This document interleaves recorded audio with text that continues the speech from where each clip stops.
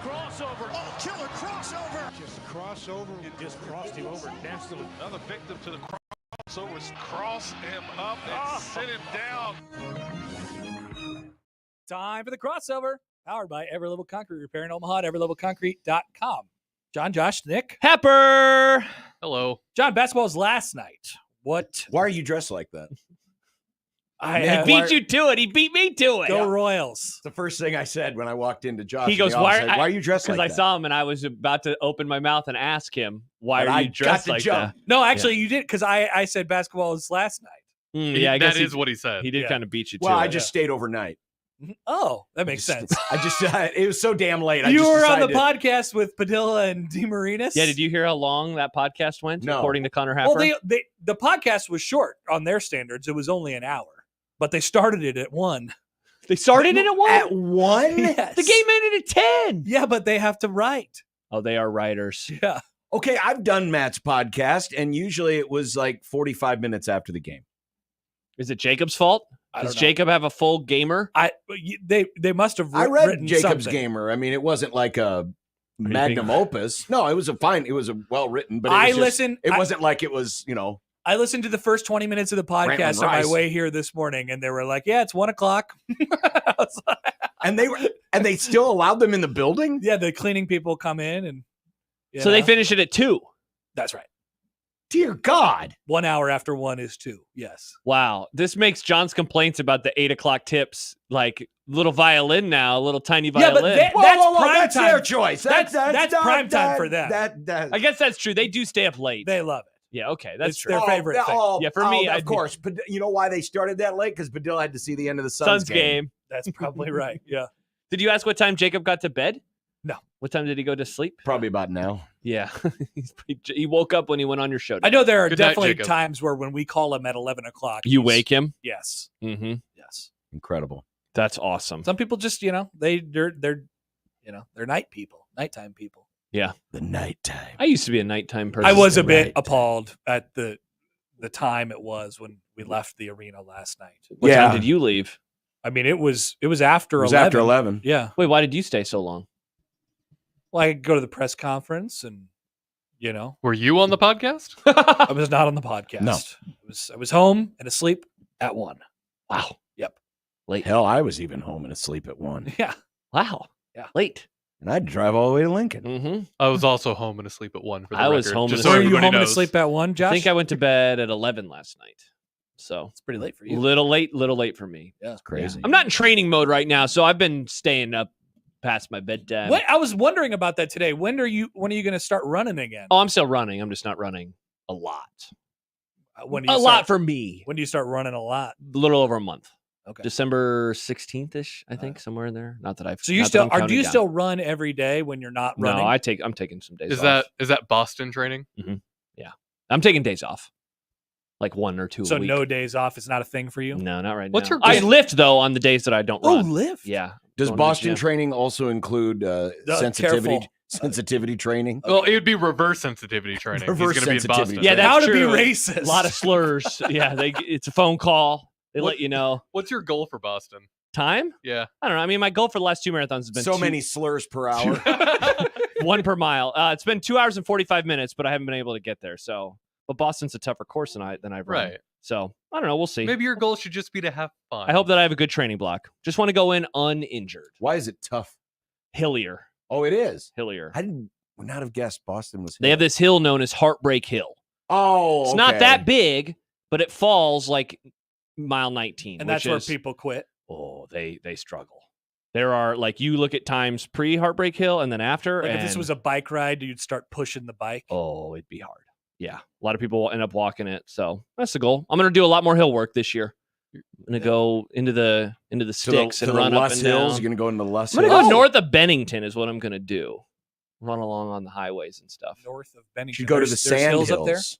Oh, it wouldn't take a long time Honestly, to get there. Going to the Bluffs might not be a bad idea. They have that winding road over by Crescent that kind of... Oh, you talking about the actual like? Yeah. Bluffs. Oh, I've The Lus Hills. Isn't there an elevation on the Cary Bridge? Can't you just run that? I have run that bridge before. go back and forth. There's Nick. You're talking about I can't remember the name of it right now, but I've run over there. I ran over there this summer. That Lewis and Clark viewing areas around that way. It's where a lot of people do training for ultras. Is just across the bridge over in Iowa. People train to drink Mick Ultras. You do have to train for those because they're so bad. Yeah, it's true. They are very watery. Do you guys know that the Bud Bar is now the Michelob Ultra bar? That Really? tracks. I mean, I don't know what it's Really? called, but it's only Michelob Ultra stuff up there now. There's no more Bud Light? I mean, Hitchcock. yeah, it's just Hitchcock. Michelob Ultra. Wow. That's crazy. Huh. I was in there last night and I was like, whoa, that's not Bud anymore. That does That's seem not to be Bud. the official beer for the hoity-toities. They People- can't have Bud Light. Older people. It's not so much hoity-toities. It's older people. Mick Ultras. I think I feel so. like And my mom Really? loves Mick Ultra. Mhm. All their commercials That are person- geared towards the youngs. You were talking to me about seeing somebody earlier, and that person, one of the times that I was with them, ordered a Mick Ultra, and not young. just because one person did it. I see other people of the Yeah. exact same demographic as this person order them a lot. If I see these a lot at these games too. Do old people If- drink Mick Ultra? Poll Yes. question. They Full do. question. It's that or Clamatos. What is a Clamato? It's The like red beer. the Yeah, red it's beer the with like red clam beer. juice and tomato. So gross. Red Yeah. beers are disgusting. because all they've ever advertised the Mick Ultra is to the young crowd. I think they're trying People to get like us. you. They're trying to get us. I think they're trying to get the young crowd, but I always They're see trying to olds get in ya. blue sweater vests at Creighton games drinking it the most. the official drink of the olds. Well, that's not just olds. I guess. Are you a Mick Heavy Ultra guy? majority. Are you? No. If I'm gonna drink light beer, give me a Bush Light, baby. Hell Because yeah, John's John. not a hoity-toity. Give me That's a what. blue yummy. That's why I'm saying hoity-toity olds. Chance writes, my dad loves Michelobes. There you go. Chance's dad, old, But I assume. do they still make regular Michelob? I don't. I mean, Oh, I don't probably right. I don't know. Remember the first time I saw Bud or a Bush Heavy? Isn't I was that like Bush? MGD? Isn't that the same thing? What's a MGD? Is Bud Heavy the Miller same as Genuine Budweiser? Is that just Draft. Budweiser? Yeah, Okay. but that's not Mick. if you call something heavy, it is It's just the normal The version. normal. Coors Heavy, Bud Heavy. Yeah, Diesel. yeah, exactly. It has a lot of different names, but I don't see normal Coors anywhere. I see Banquet and I see Light, but I don't. Banquet see is normal. Banquet. Banquet is Really? normal. Mhm. Yes. That's confusing branding. Yellow No, it's Jackets. not. What? It's always been called. Well, the banquet thing became the cool nickname Ah. to use. It's Banquet always been beer. Coors, and it's always said banquet on the label. Mhm. But then Oh. people started to refer to it as banquet beer. Well, turns out if you put the word banquet on your beer, people are going to call it that. Yeah, what do you call Coors? What do you call Coors? Like a regular Coors? Do you call it a Yellow Coors. Jacket or a Coors? Of course. I call Yeah. it banquet. Yellow Oh, Jacket's a cool I've name. used banquet. Yeah. Most people call it Yellow Jackets. Usually, the I only think of time Mike. I I have just think it, of Mike Schaefer. I feel like, yeah, I have. That's to, what you have to do. If I you have a to tweet Coors, a picture to it to Mike. found the best beer at blank. He has really. I mean, that bit is really popular. It's a People good bit. do it all the People do it time. all the time. Yeah, I and because do it. he It's retweets great. it. I do You know? think of Schaefer every time I drink a. I do too. I only Coors have Banquet. one on Thanksgiving. Thanksgiving is the only time I have a banquet. Really? It's because it's around. Oh well, it's coming up soon. What day of the week, Nick, is Thanksgiving on? Famously Thursday. You'd have Yeah. to be an idiot not to know that. Nick's first year producing our show. Dear God. Didn't know that Thanksgiving was on Thursday. He was like, I think he said something like, "It's on Thursday this year." Yeah. Yes. It's on What do you mean Thursday. by that, Nick? I got Let's thanks- explore that more. I got Thanksgiving and Easter confused, and where I thought it was not a set day, but like it's No, this but you couldn't Yeah. get them confused because they're always No, locked in. Easter's always on a Sunday. Easter's as well. always locked. No, but sometimes Easter's at the end of March, right? Yes. Okay, yes, That's, okay, yeah, that's yeah, what I'm yeah, saying. okay. But it Thanksgiving's bounces on a around. different day of the month as well. But it's always the fourth Thursday. yes. It's yes. the fourth Thursday. It is attached it- to the calendar. Yeah, but it's rather not than like December God's 25th, which calendar. everyone knows is on Jesus' birth certificate. Yes. Oh, is it? and, well, it's, yeah. and does not have a specific day of the week attached. Right. Maybe I got it confused with Christmas. I don't know. Listen, I've thought about this a lot since I said that. I think I just was dumb. I think I just said a dumb thing, which is rare for me. Yeah, definitely not normal. Very rare. I Yeah. don't do that. Uh-huh. Yeah. Uncommon. The other bit that Schaefer started was one where he filled in for me, and it was him and John talking about taking your gas tank as low as possible, and so then send a photo of how many miles your gas tank says it has on it. I would Yeah. never do that. Oh, My, Yeah. my truck can't do that. He I does. have to do math. He has done that many times. I did it once. That scares me. I don't like that. Where Like to it get got it to so zero? low where it didn't even. It just said you need gas. It wouldn't even show you how many miles you had left. It just said you need gas. I think when it gets below an eighth of a tank, my blood pressure goes up. some, Even if I was standing with you right here, I'd be thinking about it. I don't have enough gas. some cars, I need more gas. Some cars, that's just not good for the fuel pump to take it under a quarter. Yeah, I've always heard that too. But that's not what I'm thinking about. It's just because I have to think about the next place that I'm going, and if there's a gas station on the way, things like that. If the light comes on, I think you have maybe, depending on the car, 5 miles. I think my lights only come on probably a handful of times in my life. I think everybody should get their light on once just to see what you can get. Wow. Yeah. Mine's come on a handful of times this year. I've gotten mine twice. The light? Ever. So wait, real quick. You said that you have to do math? Because my truck won't tell me how much I have until empty. It's just I have the odometer, or is that the odometer? The gas gauge, you mean? No, not the. I mean, yeah, the gas gauge. But I have to take how many miles I went on the tank because I reset it every time. Oh, the trip meter. Yes. Oh, so trip yours meter. just literally goes from full to empty. Yeah, I don't there's have no any- like. Yeah, there's nothing fancy in there. Really? Yeah. Are you sure? Yes. If you press some buttons, there wouldn't be one that there's says. not many buttons to press in that. Interesting. It's a simple truck. Yours That's why I like it. It's Because a 2014. one time Nick was very Oh, that's critical. surprising. I would figure that My- any model that age would still have. Nick got very critical of me one time because That'll count down for you. I talked about my lights, my headlights, how I have to turn them on and off. And he was like, no, your car definitely has automatic headlights. And I was like, Nick, I swear to God, it doesn't. And my Who thing, was right? Josh was right. My thing was because I Josh had knows cars. That guy gets it. I had a 2003 and it had automatic headlights. But what Oh, I boy. didn't take into account is there are cheaper models that don't have automatic headlights. What are you saying about me? That your car was a cheaper model than the I one do that wish has automatic headlights. In hindsight, I wish 2015 Josh would have bought a slightly better version of a car. But my truck doesn't have automatic headlights, and I'm fine with it. I like manual headlights. It doesn't bother me. No, I don't really drive that. But it also doesn't have any kind of countdown saying how much is left in my tank. It's That's just interesting. a very simple display. Hmm. Which again, I like. I don't need anything fancy. I think a Oh. truck should just be able to have like an engine and a speedometer and a gas gauge And a bed. and a bed. That's all you need. That's all you need in a truck. You could definitely do that. I They think make it- dumbed down versions of No, new they cars. did. When I got this truck, it was either going to be this or I found like a 2002 Ranger that only had 84,000 miles on it, and I almost went the Ranger. Nice 2-door with those crappy seats in the back that were like Yeah. sideways seats. oh man. I I was like- so close to getting that truck. I appreciate the stuff. I like the stuff. I love the stuff. I want the stuff. Being able to have the maps in the car is Yeah. great. Like going to the fundraiser I was at today, it was easy. Just as much follow the stuff map. as you could That's put in awesome. there, that'd be great. I'd love And to you- put all the You stuff. hit the little button and you just say, like I wanted to find the nearest Casey's. I just said, find Casey's. You can talk to your car. You could say, "Take Yeah. me to Casey's," Yeah. Also, just and for it the, takes you there. Yeah. for the record, because Odson says that he has a gas light. I have a gas light. I just don't have the countdown saying how much gas is left. Do you have any like digital meters on your dashboard at all? It's all analog gauges. It's all analog gauges He except for the he might trip. be telling the truth. Then. Yeah. Yeah. No, I'm not going to yell at him like he yelled at me. So, we're just I was wrong. I was wrong about your car. Cindelar says Josh Nick knows doesn't cars. need seats or a windshield. He likes to rough it. I like to stand and drive. Nice. Yeah. Not a bad idea. Yeah. It's better Martyr fuel. baton. It's better fuel economy too. Martyr You don't have baton the of seats weighing you driving. down. Are you kind of glad that in the car you used to drive around a lot, that Yeah. it doesn't have all the bells and whistles because you're afraid of what voice it would use? Turn left. I don't know if that was a good accent. but- yikes. Yeah. Yeah. Eins, zwei, drei. Yeah.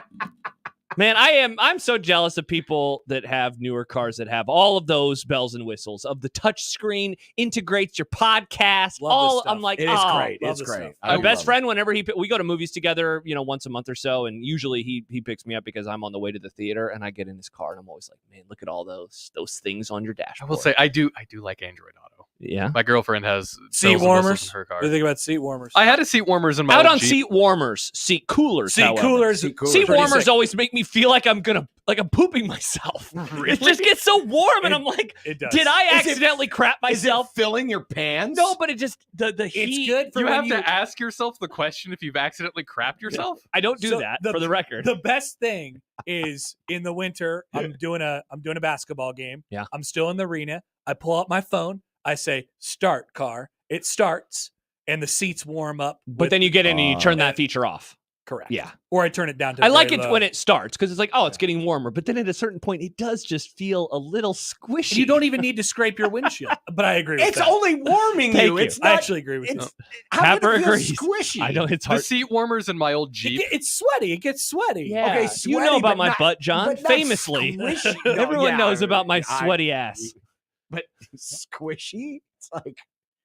Does the seat like all of a sudden develop these lumps in the bottom and presses up? And makes John, it does feel it- like you got a turd in Does there? it all feel uncomfortable when you sit in that chair for the first time and after Oh, you pooping in this chair? I'm not pooping, Oh. but I've just been sitting in it for 4 hours in a row. It's not warm and squishy at all to you. God, this is gross. I'm so happy you agree with me on I this. do. Now I'm This is getting weird. Now I'm getting self-conscious here that you've been pooping in this chair. I'm not pooping, John. But seat coolers, Nick, those I've never are- experienced seat oh, cooler. I like those are sweet. I like the steering wheel warmer. I think that is really Yeah, cool. because your fingies get cold in the wintertime. Yeah, I like having not cold fingies. Man, I've been thinking about that. Just like we are so close to walking out of the studio Pain. and the wind hitting our faces Pain. and running over to the car. Meanwhile, John will be starting it from in here and he'll be like, la-di-da. Well, that My warm car. my old car I could start from out here. Oh, that's true. But you had to do that with the keys, right? Now you'll Yeah. just do it on your phone. Is there an app? There's an app. Oh, You I'm got sure it. there is, but I mean, it's on the key. Okay. I'll just Mine's on the key John too, would but I always, like, walk prefer the over. phone. do you? Yeah, because you could do different settings on there. Do you I have to haven't, pay a I haven't subscription for that? experimented with any of that stuff yet. I need to get a new car. I think so. That's so, Yeah. that bugs me. That there's a feature that exists within your car, but you have to pay a subscription to access that thing. Mm. That's dumb. Oh yeah, I'm getting How much does should it not cost? allow absolutely that. gouged. How much does this subscription No cost? idea. Yeah. See, I don't use that. Yeah. The Android Auto. If takes it care of exists within the car, though, you shouldn't have to pay an extra thing just to activate it. Yep. Yeah, it's That's like so it's a dumb. Hyundai. It's called Blue Link or something like that. I don't know how much I pay for. Oh, it's like the Just don't pay OnStar. attention to It's it. however much. It's like $100 a year or something like that. I always Oh, thought it's that was not too weird bad. about that you had to pay for OnStar too, because it's made for Well, that's the same thing as he's emergencies and talking about. stuff. Got to pay for the emergencies. It's weird. Hey, you know Feels what? weird to me. The weird thing though is it. I mean, I don't. They should have I a don't free know if it version really where you have does to. anything for you. I mean, I got the maps. Everything I need is on my phone. I like you're talking about the app. Yeah. I like looking at it. I don't know. They should have a free version of OnStar where while you're waiting for help to show up, you have to listen to ads. Not a bad idea. Before you call the police, Oh, so that so check like, out this ad. like you get in the wreck, you hit the emergency button. Then The you hear Jennifer operator, Coolidge. the Double operator- this, double that, double this.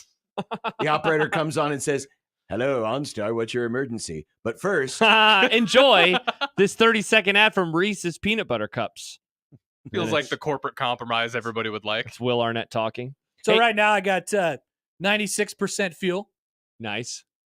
331 estimated range miles Nice. on there. My car is safely parked in the parking lot. Well, that's good. Yeah, What would is it the say if trunk it's open? not safely parked? Yeah, what if it's What if is it- if it- unsafely parked? But if the vehicle status is not parked, I'll know it's not parked and it's been Interesting. stolen. Would you get like an notification? And I'm pretty sure I can shut the car off. oh I'm wow. gonna stop car. Does it tell you if your trunk's open? It does. Oh, So This that is- would be good. this is starting to sound a little like Hal from 2001: A Space Odyssey, where it's like, Hello, Dave. "But Connor, why do you want to stop at McDonald's? We should watch that movie. we should. I've only watched it once. Don't you want to take me into the garage and I own it. wash So I'd me?" be down. I have it on Blu-ray. Wasn't a huge fan. That would be cool if the car I think we- requested a wash. I think this is our next. Oh, this is that'd our be a next, perfect wash. After me. we Yeah. do the dystopian world without the music, best movie. plot ever. we're gonna do dystopian a car app? we're gonna do a modern day version of the movie Christine about the car that comes to life, and it's gonna be Connor with his Wash with his me. car app. Why don't you want to massage my fenders? This sounds like I have a dent in my side. You ever seen that movie Her, Josh? Oh yeah, didn't like that It feels movie. like a spiritual successor to the movie Her about a Ever guy who falls in love with the AI in his phone. Oh yeah, Joaquin Phoenix. He Yeah. falls in love I with that can't stand computer. Joaquin Phoenix. That guy's such a weirdo. He's a The freak. Joker. Yeah, no thanks. The first movie was okay. By the way, 2001: A Space Odyssey, if we want to do it for Movie Club, is available on Max. Let's do it. It's So a we could- long movie though, isn't it? 2.5 hours. Yeah. Yeah. I'd be down to do it. I watched it in college. Thought it was mid, yeah, but I was also a teenager, so I was There probably was a I was there character in usually. that movie named Hal. It's the Hal computer. is the computer Okay. that kind of takes Hello, over the Dave. ship. Hello, and- Dave. So that's why if anybody calls in, their name is Dave. That's why we say hello, Dave. Hello, Dave. What happened to people named Hal, man? Hals are gone. Well, I How's mean, it? how it was like a acronym HAL. I don't remember. What Yeah, it what stood was for. Hal? What was the Remember actual? Shallow Hal? Yeah, I do remember Shallow You Hal. guys should watch Shallow Hal. I haven't For seen that movie the- in years. I'd be interested to see how that movie holds up. It would not hold up in Yeah, it's any about way, a guy shape, who or sees form. fat women as skinny, and it Correct. makes him fall in love with them. Tony Robbins hypnotizes him. Yeah. Hal, It was Tony Robbins. wasn't it? heuristically programmed algorithmic computer. Where's the P, though? They dropped the P. Yeah. He and what? In Hal. So Well, because Hal Hal stood is for easier to say than cow. heuristically programmed algorithmic computer. So it should have been HEPAL. Yeah, but Hal where's the 9000. L? Good call. Al. Oh, in the Hal. so Hal. So they took it in the Al part of algorithmic. Oh, well, that's It was the lame. 60s. Yeah, pretty Yeah. lame. Hal 9000. Hello, Dave. Okay. Now I Yeah. get that bit. There Thank you go. Good explain. I could sure use some gas right now. Mm. Would you please place the nozzle inside the? Feel like a speaker on the outside. He's like, "Good job. You're doing great." No, Lower. there, no, further, Lower. further. There you go. Why does your computer sound like Ronald Reagan? Well, hopefully you don't miss the gas. No, hole. it's not Ronald Reagan. Nice, John. That's a good reference. I'm playing. Hey, I'm the greatest president of all Now time. you kind of sound like Nicholson.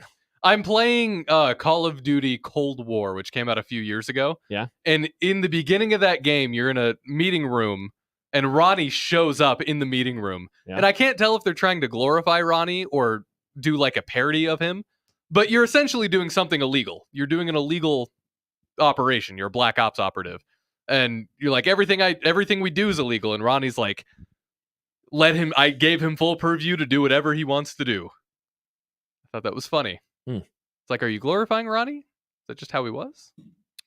I mean, did he walk in? Did he have the physique of Hulk Hogan? Because that's the real Ronald Reagan. Yeah. Dan sends in some photos of his vehicle, the app. So here's another one coming in. But also, a text from the 402 says, Dave. can we test and see if the car shuts off via the app? Let's have Nick drive a couple miles out and see if you can shut her down. Nick, you want to take my car? So if your car ever shuts off while you're driving, put it in neutral and then coast the rest of the way. There you go. I don't That's how neutral works. Yeah. You can. I mean, this would be a fun experiment if you didn't have any consideration for your property or for Nick's You'd have to go to a huge parking lot. where Nick's just cruising along I-80 and all of a sudden, Connor, everything shuts off. down and But seriously, I mean, it'd be kind of alarming if it told me my car was not parked. Well, right hey, why now. don't you do this? When you get onto your street, stop, pull over real fast, open up the app, then drive, and then click the turn off button and see what happens. Or just ghost ride it. I don't Remember Ghost ride riding? the whip. I don't Yeah. know if it'd work because in order for him to drive my car, he would have to have the keys. And if he had the keys, it would probably override whatever my phone tells it, right? Oh. So you'd have he to- would actually have to break into You have my to car. jump start it? Nick, do you want to break into my car and hotwire it? Baby, Yeah, I can you find something in the drive office my that could car. break your window. Can you hotwire cars? I've never had to.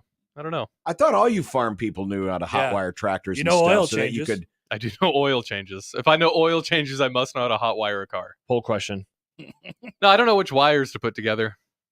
I could probably figure it out by trial and error, but I don't think that. Well, are cars hotwire proof now?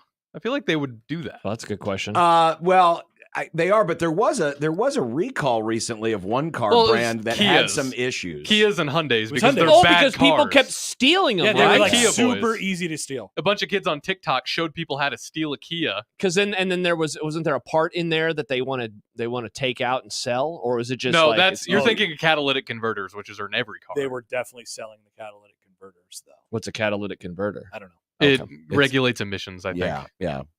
But there's valuable things in it. Weren't they using it for the metal? Yeah. By the way, Mike wants to know about last night. John was supposed to say itsy bitsy. Oh, did he I say did. itsy bitsy? He did did. say it. Would Oh. guys? Yeah. Would we like to Should- play yeah, word of should- the game? We need to turn off all the microphones. So All everyone can right, hear it. word of the game. Here we go. It's time for John's Word of the Game, where we give John a word to say while he calls the game. Get it? Today's word. Itsy bitsy. Blue Jays will get out of here with a win, but boys, they were in for a fight tonight. They were just a little itsy bitsy worried there down the stretch. That was John's Word of the Game. Nice. You worked it out Pretty better natural. than I I thought you kind of would. forced it though. I thought you were going to go with an itsy bitsy win. That would have been forced. Yes, I think the way you did it was better. I'm I glad thought it was Word of the just Game fun, is but- back. That's one of my favorite things. Yeah, that's I love fun. that bit. All right, sweet. So we'll. I was cognizant of it, good. and Probably because you saw me and you're like, oh, crap. no, I no, gotta say itsy bitsy. I mean, I had it on my sheet. I wrote it down. It was there. I could see it. And Right there. Peter sent me a text last night toward the end of the game. And he's like, "Hey, John hasn't said itsy bitsy yet. Should I remind him?" And I said no, because if he forgets, it would be funny. Good job, Peter. That's right. Thank you, Peter. Organic. Peter, what a producer. Peter Man. Peter Meyer. Text from the 402. In the old days, we used to pull the key out of the ignition of my friend's car while driving down the road. Good times. My dad Yeah. had an F-150 that would do that. Okay, so I had remember my car that got the headlight ripped out by Mailman Todd that one time. Yeah. So that car, it was a Chrysler. Gosh, it was the same version of a million different cars. I can't remember the name of it though. 300. A No. Sebring? Town and country. No, it was no. I don't remember what it was. You drove a minivan. It was like a, but like, because what's the same umbrella The that Cordoba with the rich what's Corinthian Chrysler leather. under? Is it with Ford?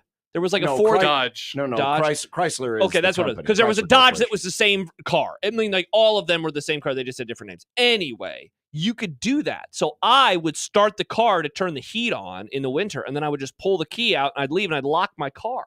Cool. Yeah. Yeah, my It would dad. pull out of the ignition. I don't think it was supposed to work that way. Well, no. it didn't. You I haven't- liked it. You haven't been able to do that with vehicles for a long My long dad time. had an F-150 from, it was like a 94 F-150 that while we were driving, he could just pull the key out, go to the glove box, unlock it, and then Why would you have to unlock the glove box while you're he driving? kept things in the glove box, John. I don't know. Oh. Yeah, do you not keep things? You know, he's a The- country boy. He probably had a gun in there.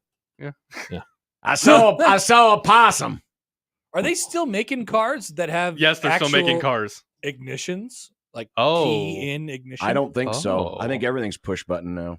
No, it wasn't a neon. People are writing the name Sebring. No, man. Oh man, It this is a bit really sad. annoying that I can't remember what Every kind of once car in a it while, was. I wish I could put the key in the ignition. There's something about, I hate intangibility. And there's something about a key going physically into an ignition. That's tangible. That's a I tangible mean, the thing. button's tangible too. Oh, Nick, But it's not it when you put the key in. analog.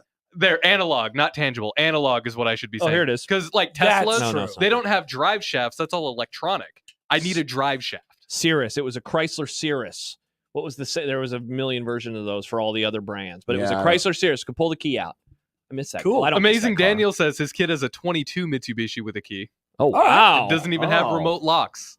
Wow, I That thought is everything my had push- kind of car. I thought everything was push button. I figured so too. I like because that. every car now is supposed to have rear cameras. Oh, really? yeah. Yeah, Oh. I think every new car since 21 or 22 is. People are Has too to I have do dumb. like the rear rear view camera. Oh, I love that. It's nice. People are too dumb to use rearview mirrors. Well, you can, but it's always nice to be able to know exactly how far you can back up. It makes backing into a spot way easier. It Yes. does, but I always took great pride in being able to actually parallel park without that crap. I can't parallel park. I'm bad at it. In I'm fact, good at one of the parallel last parking. days I drove the old car, I did successfully execute a parallel park God, at it feels Creighton, great. and I felt like I was a millionaire. I love parallel parking when you do it well. What a great manly feeling. it. Is Manly man. When I took driver's ed, our night that we were supposed to learn how to parallel park got canceled Mhm. because she was sick or something, and so I never really learned how.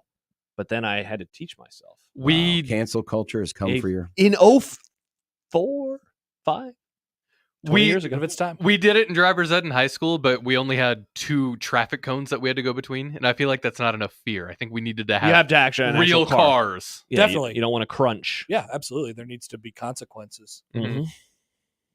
By the way, other versions of my car, as I look this up, Dodge Stratus, famously from that SNL skit. Definitely remember. I drive a Dodge Stratus. Yeah. Cirrus, Stratus. Plymouth Breeze. Wow, these are all just Breeze. cloud-based names. Nick, as you say that on the Wikipedia page, it joined Chrysler's roster of cloud car models. Oh, You remember there we go. Ford Escort? Yes. Oh yeah. A lot of Ford I Escorts. think I had a Ford Escort for a time.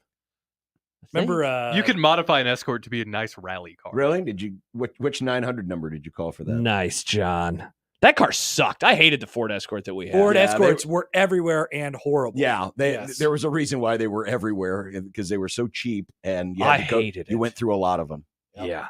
That car sucked. Toyota. They're still making Toyota Camrys. They are. That's a long running model. Yes, it now. is. Yes, it is. What's the longest running model of a car? Mustang? Currently still going. Corvette?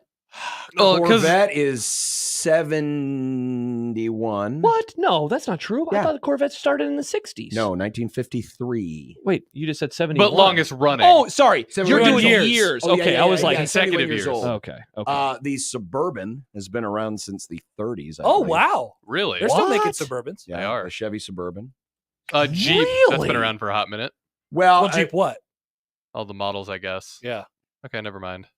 Jeep. Well, Whoa, look at Wrangler's that. been Look at around that. for a That's hot a Suburban. that's a Suburban. They never stopped making Wranglers, did they? Yeah, I mean, they're. I don't know when officially that It went from, like, lineage would have started. Yeah. I had They're no still idea making that them, but this they're not car the was a same. Suburban. This is in Obviously- like all the movies Let me from see. that, you know. Obviously, the pickup trucks. Yeah, that's Like the that, Suburban. like if you watch a movie that's set in this era, they have Suburbans. That's Yeah. a Suburban. Huh, Yeah. I had no Suburban, idea. F-150s have been around for a minute. yeah, Silverados. Silverados. Yeah, pickup truck. But I'm like I miss Scottsdales. Bring back the Scottsdales. What was Mustang, John? You didn't say Mustang. Mustang was 64. But they This is Nin- God, 1964. He's they a stopped history the, man. They That's stopped awesome. the I know my Mustangs for a cars. while, didn't they? Because that's when they brought Mm. back the Camaro and Chargers and Mustangs. Didn't they? Bring No, them I don't all think the back? Mustang same time. ever stopped. The Camaro took breaks, but I like the Mustang. Fox Charger? body. Didn't the Charger go away and come back? Charger It went did. away. I and remember came when back. all those I can't remember the name. Dodge, right? Yeah. When Dodge brought all those models I think back. that started because of Transformers. Because in the Michael Bay Transformers movie, they brought the Camaro back. Chevy did, and then they had the concept in there, and then suddenly you had the new Mustang and the new Charger, Interesting. but they all looked like a classic modern design instead of the weird Camaros that looked like a fish. Why'd you say the Michael Bay Transformers movie? Yeah, why don't you just say the Transformers movies? Because there's a bunch of Transformers movies that aren't Michael Bay. What? There are. When I think of like if Nick would have said when the Transformers movies came out, I would have just thought of The Michael I could have Bay. just said that, but Yeah. no. Either way. Sorry, sidetracked. Cars. Sidetrack. Cars. Cars. Yeah, I'm trying to think what would be My cars. older. Yeah, My Suburban's pretty cars. old. I think I've had 4 cars, 3 or 4 cars. A Toyota Camry was my first car. Mazda 626. Nissan Pathfinder. Then I had a 1955 Chevy. Nice. Hyundai Sonata. I think mine was next was the Ford, the crappy Ford we were talking about. Mine was my Oh no, I had a Grand Ford. I had a Ford Focus for a little Focus. while. Mm. Yeah, and now a And then the Chrysler and then the Hyundai V-dub. Tucson. That was from Ford's based line. There was the Ford Focus, the Ford Cornea Retina. The Ford, Ford John, Retina. where's your glasses? Oh yeah, where are your glasses, John? in the bag. I In the In the bag. I had my 94 Pathfinder, then I had my red car, then I had the Jeep for a bit, then I had to go back to the red car. Forgot about the red car. Yeah. What's the red car? Oh, This is dude. the 03 Grand Am Okay. that I I'd see didn't have that. a bumper on for 2 I'd months. see that Oh, I remember that. That's I the know one where the long-lived tradition known as the Grim The Invitational. Grim Invitational. That was going to be the trophy. Uh-huh. Was the bumper That's off of Nick's car? right. I think it's still at Remember my when we were dad's going to house do the somewhere. Grim Invitational? Yeah, that was How'd that go? Great. Another project not Hey, Not but the completed. 25th anniversary podcast. almost. Roll on. Yup. I listened to the Gary Java one today. Nice. Yeah. Hearing all the stories. See, like, that's a time in his place that I know nothing about, you know, because it's so long ago. Where it's like, I can't wait to hear Kevin, but I know about a lot I of just the love it Kevin when a Kugler era. project gets completed. Yeah. You know? How's that go? Are we done? Yeah, almost. I have a video or 2 left to edit, and then And maybe another one. Might still one to Might- be might recorded. be one. Awesome. By That the was way, the or two. suggestion for next year's Grim Invitational. You know, Yes. we need a. You know how the Rose Parade has the Grand Marshal. Mhm. I think Damon Benning should be the Grand Marshal of next Oh, year's that Grim could be fun. Invitational. Nick I'd like dubbed to see DB tickle some chains. No, he's just he's, So he's we're not muting tick- this name. He's not tickling the chains. He's just the Grand Marshal of the Grim Invitational. He should Parade. tickle some chains. I bet Well, Damon would do it. He'll be on the Grim Invitational float. Mm. It'll be the one with your old Pontiac. In the I might just bumper. do it next year. Maybe I'll just reach out to the guy and be like, hey, let's just do it. Just do it for me. Like, I just want to do it. You just want to have a Grim Invitational. We'll just put my and you're the face over only- everything. You're the only Grimvite. Yeah, I'm the only Grim Vintee. Grimvite? the Grim Invitee of the Grim Invitational. Who would be the Grimvitees of the Grimvitational? Nebraska Disc Golf Company says we have a concept of a plan of the Grim Invitational. Concepts of a plan. There you go. That's all we need. We had many planning meetings about this. A lot We of did. concepts, too. And it didn't go. Just kind of got forgotten about. Yeah. Fairy dust. Mm. Now Mark's not here anymore. That's true. Although I didn't know about that until just now. So thanks. I'm sorry I broke the news to you. It's all right. I suppose you and Connor could will have have figured it another out. inappropriate breaking news tweet like you did about poor Ben Herbstreit. Why didn't you make a version of that picture where you were sad? Usually breaking What's news is wrong happy. with you? Usually breaking news is funny and surprising. What are you going to do when Secret List happens? The same picture? But think about how specific Well, it depends. Think about how specific that would have to be. I would have to be both surprised at the news, but happy. not that surprised because he's a sick dog. But Think about historic sports figures in this state. At some point, one of them will die. We will not use that graphic. And you'll be like, wow, But legendary former blank but you'll use it for Ben Herbstreit. who went blank and blank in his final 5 seasons. Sometimes it's a little square peg round hole. Okay. In that case, it will not be. Mm. We Star will Wars not- fiend, is that why there were hot dogs? No, that was left over from the meeting last week. Did you see the email? That's what those were from? No, I think the That's hot what I was dogs. told. The hot dogs were fresh. The chili was from the meeting. Oh, there was hot dogs from the meeting. My last stomach's week. hurting. They were the same hot, but I don't think they were reheated from the meeting. I think that they were freshly grilled. They were Why, like why was there only just who grilled 6 hot dogs randomly today? Was there only 6? I thought That's what I was told. I thought people just took them. No, there were 'Cause 6. the hot dogs weren't in the fridge. The chili was in the fridge. I think the whole thing was left over from last Friday. Oh, The chili, the hot dogs, the bag of onions. Starting bag to of feel a onions. lot more grateful that I had the Champions of Hope luncheon today. I had leftover Lighthouse pizza. Which, by the way, the sandwich, Leftover chicken it was some chili. of the most uniquely toasted bread I've ever had. Oh, tell It- us. It They was put the toaster sideways. it was about the same crunchability as a crouton. Almost said crouton. Crouton, Mhm. but it wasn't burnt. It was like it looked Was like it a soft? light. It looked like a light toast, but it was very Crunchy. crunchy. Was it soft was on it the inside? hard like a crouton? On the outside, it was, but then strangely, once you got through it, it worked I feel fine. like that would hurt my teeth. That's awesome. That sounds really good, actually. It was very unique. It was good. That's kind of the method with like Cuban sandwiches, right? Like it's pretty well toasted on the outside, but the bread is actually soft once you Right. bite into it. yeah. Love a Cuban. Odson, new segment. What's for lunch? Connor's answer. Same as yesterday. Nothing. Correct. You should eat lunch It was going to be a hot dog left over from Friday, apparently. and chili. But Don't worry. When Connor turns on the app, his car will tell him, Connor, It's you haven't been eating today. Oh no, not the horny Reagan AI. I'm a little worried about you, You Connor. need to stop at the gas station. Would you stop at Casey's? You can get yourself a piece of pizza and fill me up. Nice. Don't put E85 inside of me. It's water. That's what happened when I went to Colorado and my car broke. Oh, is that what happened? Yeah, it was garbage ass gas. that's You're not right, supposed that to put garbage- You got to be careful what you put E85 Well, it wasn't in. E85. It was that garbage ass Colorado gas. No, it was North Platte. It was winter Oh, gas. yeah. I told you guys they have different gas in the winter. Oh yeah, this is where this whole thing started. They have more thin. You gas were in the gone, I winter. think. I think Schaefer was Oh. in. Nick It's a was- real thing. It is. I It don't is. like I winter gas. Connor. learned that it is indeed real. Indeed, it was. Yeah. You've got to fill me with the real stuff. Yeah. This is going to be a great movie. This might be the I like the dystopian one a little the bit more. dystopian one. Probably This we one could- feels we a could little probably get PG-13. This sexual. one definitely going R. R because Yeah. of all the innuendos. Yeah. a little sexual. Nice. Well, Connor, something bad happened while you were gone. Someone rear-ended me. Oh no. Only I can rear end you. I'm going to say it. Happy New Year. Happy New Year. This was a fun one. All over the place. Yeah, a lot of ground covered. Yeah, indeed. Okay, bye. Bye-bye, There Happer. you go. That's your crossover. We haven't had one of those in a while. Nope. Getting close to the end of the year. Yeah, we are. We're gonna Nick's have getting to, close to planning more stuff. Yeah. Always be planning. Well, the good news is he'll have at least one more video to edit. Nice. Yay. Can't Awesome. confirm. Nice. Well, actually, not yet. Oh, okay. No. It'll happen. Don't By worry. the way, if you want to reach out because no one has reached out Turn to off the you overlay. about the 25th anniversary of the Zone, please call Connor Happer at your earliest convenience. You got my number. You got his number. Perfect. All right. Talk to you later. Well, in about Few minutes. a couple minutes, 16:20 zone.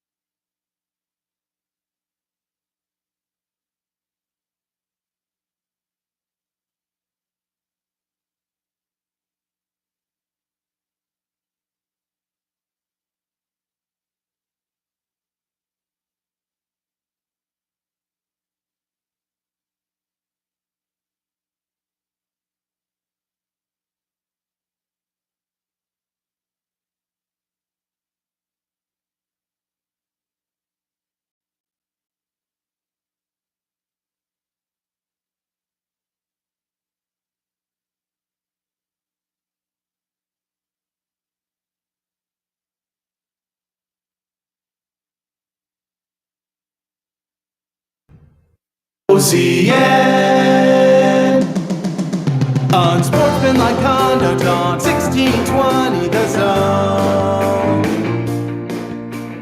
Husker Athletics, Creighton, and yes, UNO. Don't miss a moment, they'll give you your fix. They're on every day from 2 until 6. Spend your afternoons with John, Josh, and Nick.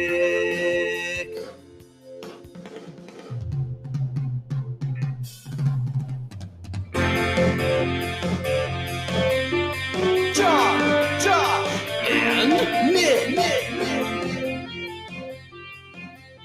They'll show you what sports talk really is. It wasn't horny Ronald Reagan. That was just People did think that you were being horny. It No, sounded but- like Ronald the Reagan. car And then is you- yes, but it's not Ronald Reagan. It sounded close to it, though. No, it didn't. Yeah, it kind of does. Unsportsmanlike conduct on 1620 The Zone. Husker Athletics, Creighton, and yes, UNO. What was the name of Ronald Reagan's monkey? Was it Bubbles? That wasn't Bubbles. That was Michael Jackson, wasn't it? Bedtime for Bonzo. Bonzo. Do the Ronald Reagan voice, but say Bonzo. Bonzo. No, that's well, that's Bonzo. It is pretty close. See, no, close. like this. That's Ronald Reagan, Now do the other voice. greatest president. Yeah, now do the horny car. Connor. Nope, that's Reagan. No, it's Close. not. Close. It's not.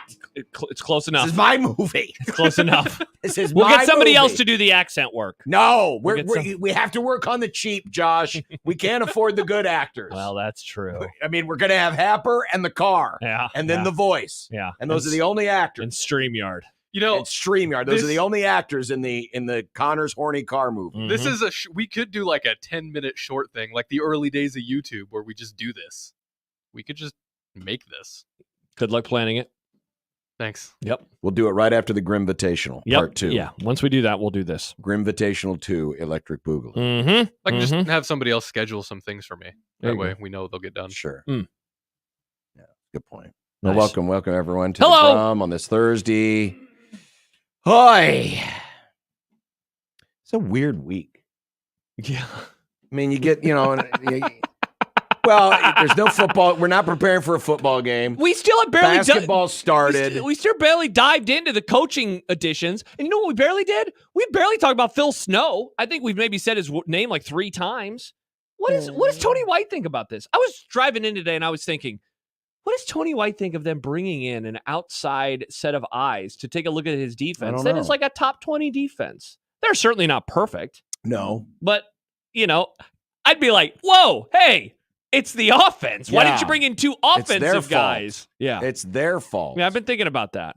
So we can dive into that today. Sure we We could. can dive into that today. The Grum Down presented by the referees at Johnigan's Weather Guard. Big Ryan delivers last night. 49. Mm. But what about the defense? But what about the defense? Will we Connor, break this what down? about the defense? It was a close game. Easy, Ronald. It was a close game. It was a weird game in that, they led the whole way. It never got closer than 5, but it never got bigger than 14. Mhm. So like the game control thing was fine. Yeah. But in fact, I talked to some folks today at the luncheon and they were like, yeah, I was looking, I thought we could get an early head to the exits and no, we had to stay. 'Cause Mhm. it was, that and they realized that Ryan Kalkbrenner Oh my be gosh, he setting a might get school to record. 50. Also, if you would have asked me yesterday, hey, who has the most points ever in a Creighton men's basketball game, I would not have gotten the answer correct. I was stunned when they showed the graphic and it was not Doug Yeah, McDermott's it's Bob name. Portman, Yeah. who's one of the retired numbers. Yeah, I would not have guessed that at all. Yeah, he No. played in the 60s. Yeah. Before the 3-point shot. Yeah. Did he play before or after the Mustang? He played before 64? It was after the Mustang. So he's okay. So he might have had a new Mustang. Nice. Shout out to that guy. Well, NIL wasn't what it used to be. No, that's true. It's better now. That's true. Better now. And it's legal. Dana Holgerson to air raid or not to air raid? That is Mm. the question. I'm going to say do it, but I just like ball throwing. Do what? Oh. Uh-oh. Throw the ball.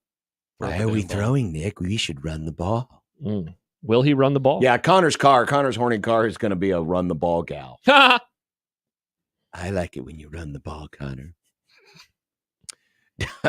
A dear old friend of the show, Who? Ryan McGee. Oh, Ryan, nice get, Nick. Yeah, Ryan McGee's going What to are we join us in talking a about? few. Not NASCAR, right? We don't have to talk NASCAR. Well, I have to today? ask him one. I mean, the playoffs have been weird, but Okay. well, of course it's college football, Josh. Thank God. I don't want to. Josh, I don't want to cause you any pain. Thank you, John. But can you ask him a question for me? Since we have Tennessee baseball's schedule out, can we Sure. preview that? Tennessee baseball. Oh, no, absolutely not. Where's the Vandy series this year? No. Is it in Nashville or No. Knoxville? How do you feel about that commit you stole from Vandy? Oh, my gosh. These are bad questions. No, thank you. I think Tony Vitello is hot. Robin Wash. Connor's Horny Car loves Tony Vitello. Apparently. Robin Washit of HuskerOnline.com will join us, Mm-hmm. as will Todd Furman of the Bet the Board Pod. Wow. Look at all these Games of the week in college football. Interesting ones. Is Oregon turning into the Big Ten's new target? Huh? They got a little arrogance about them, and it's not just about putting giant inflatable ducks in somebody's pond. Although Nice. they should keep doing that. Yeah. That's funny. They Well, do keep winning games. they They're did- undefeated. They did something else this past I week. always forget they're undefeated because toward the beginning of the year, it felt like they were struggling. Well, they were. were. They struggled in the first two games, and they struggled against Ohio State, but Ohio State's the number 2 team in the country, so not a big deal. Do folks equate Mahomes' Chiefs with Brady's Pats? We have a poll question for you on the JTech Instruction Zone Twitter page, Nice. where we have given you some options. If the Chiefs are a more or less likable dynasty, using air quotes, or if you're already a Chiefs fan or you're already a Chiefs hater. I did not have a fifth option for Stibbs, but he had a write-in vote Yeah, what was that option? that the Chiefs are the Rooting for spawn. Big Meteor. Chiefs are the spawn of Satan. Their fans are possessed by the blood of the devil, and Arrowhead Stadium is a portal to hell. Also, that's only Stibbs' 25 answer. characters in the That's poll. So Stibbs' answer, not my answer. John's. That's Stibbs' You're quoting answer. Mike Stibbs. Stibbs' answer, You're and quoting probably Mike Stibbs. 95% of the Bronco fan base and the Raider fan base. There's not enough to create 95% of the Chargers. Go fan base. Chargers, go! And who's too small? LeBron or Ja? Oh, NBA? We're talking NBA? Gross. It's fantastic. We have an NBA topic today? Of course. Oh, you want me to call Padilla? We want an NBA guest. Not a bad idea. Oh, maybe that's what we should do during the playoffs. Jacob could be our NBA guest. Well, do Yeah, you but- pay attention to the NBA or just But the if the Suns aren't playing, and he's gonna be like, I don't want to talk about it. No, Jacob loves ball. He does love ball. He but if loves the- all ball. But if the Suns aren't involved, he'd be like, He'd be maybe sad, but he would still know what he's talking about. Remember when we had a regular Thursday guest and he would talk about the NBA? I do. It was nice for the spring because then at least we Josh, could talk about the NBA. the Suns aren't in the playoffs anymore. Whatever happened to that guy? I don't know. Yeah, very knows? sad. 402-951-1620, 42 degrees the source hotline By your mom's house. by your mom's house. Also, John at 1620thezone.com, Josh at 1620thezone.com. Equitable Bank inbox at Equitable. We take banking personally. Answer the phone on the first ring. Do you have my audio? I didn't get it uploaded, but I have it. Oh, my God. I know. I'm the Well, worst. last night, big Ryan Kalkbrenner, 49 points, 2 off the all-time school record. Did set a school record for field goals. He made 20 field goals. That is a school record. And he had 22 attempts. That's quite the percentage. Yes, in fact, it was tweeted out last night by basketball writer Jared Burson. Who the hell's that? I believe he works for Field of 68. Okay. Or The Athletic. I can't remember which. Okay. Prior to tonight, the last player with 20 field goals on 90% shooting in a Division I game was Bill Walton In the the famous 1973 national final. And what did he miss one in that game? It was like Believe 20 so. of 21 I or think something so. ridiculous. He Something was like good. that. Man, before he got injured, that guy was so What good. would they call field goals if football didn't exist? Surely they would come up with their own name, right? Well, what do you who mean? gave it the name first? Yeah, I I guess that's also the I really question. don't know. I feel like football would have had it first because football's on a field. Yeah, they should be called court baskets. Yes, exactly. Can we start a process to rename them to court baskets? we could. He went 20 of 22 in court baskets. Yeah, I suppose. Yeah, it is what it is. Kind of what they should be. Yeah. Quite the performance. Yes, quite the performance. And here was a little bit of Ryan's postgame with us last night here exclusively on 1620 The Zone. Never would have thought I'd be in a scoring record conversation. What's the most points? I mean, you had 31 here. Did you ever have a 40 burger in high school or anything No, like that? my career high in high school I think was like 24 or something like that. So 31 was the highest. Were you aware how close you were to a record? I was not. I assumed I was close to something when I caught the ball later in the game and I heard the crowd yell and then I passed it off and heard a little bit of a But no, at that point in the game, I thought we're just gonna dribble it out. So I was like, let me just get it to a guard. You realize I'm trying to look. Where is it at on the floor? Where's Doug's number? Doug's down there. 3, yeah, down He there. never scored 49 in a game here. Yeah. You beat Doug McDermott. You only were behind one guy, and it wasn't Doug McDermott. That doesn't feel right. That does not feel right. That shouldn't be a thing. You did, though, set a school record, 20 made field goals. That is a school record all time. 20 of 22. That's crazy. And you know what I'm actually most proud of? Not the threes. You went 7 of 8 from the free throw line. You've gotten better every year at that. Yeah, I should have made the one more. I would have gotten the 50. You had the 50, of course. Yeah. That surprises me. I would have thought he would have had, because every high school player has that, Yes. monster game, but he Yes. was never that type of a scorer. Yeah. And he is now. Incredible. Quite the game. Quite Quite the game. quite the game. It was funny too. They ended that of it when he got the ball and he threw it away, and then people were like, "No, get it back to him." Oh yeah, people were angry. They Get were it back angry. to Like, him. no, they're not going to do it. Before we go to break and bring on our good friend Ryan McGee, here's Jesse. Hi, Jesse. Thanks for waiting. You're in the zone. Hey, guys. Hey, John, I was right behind you last night for most of the game. By the way. Yeah.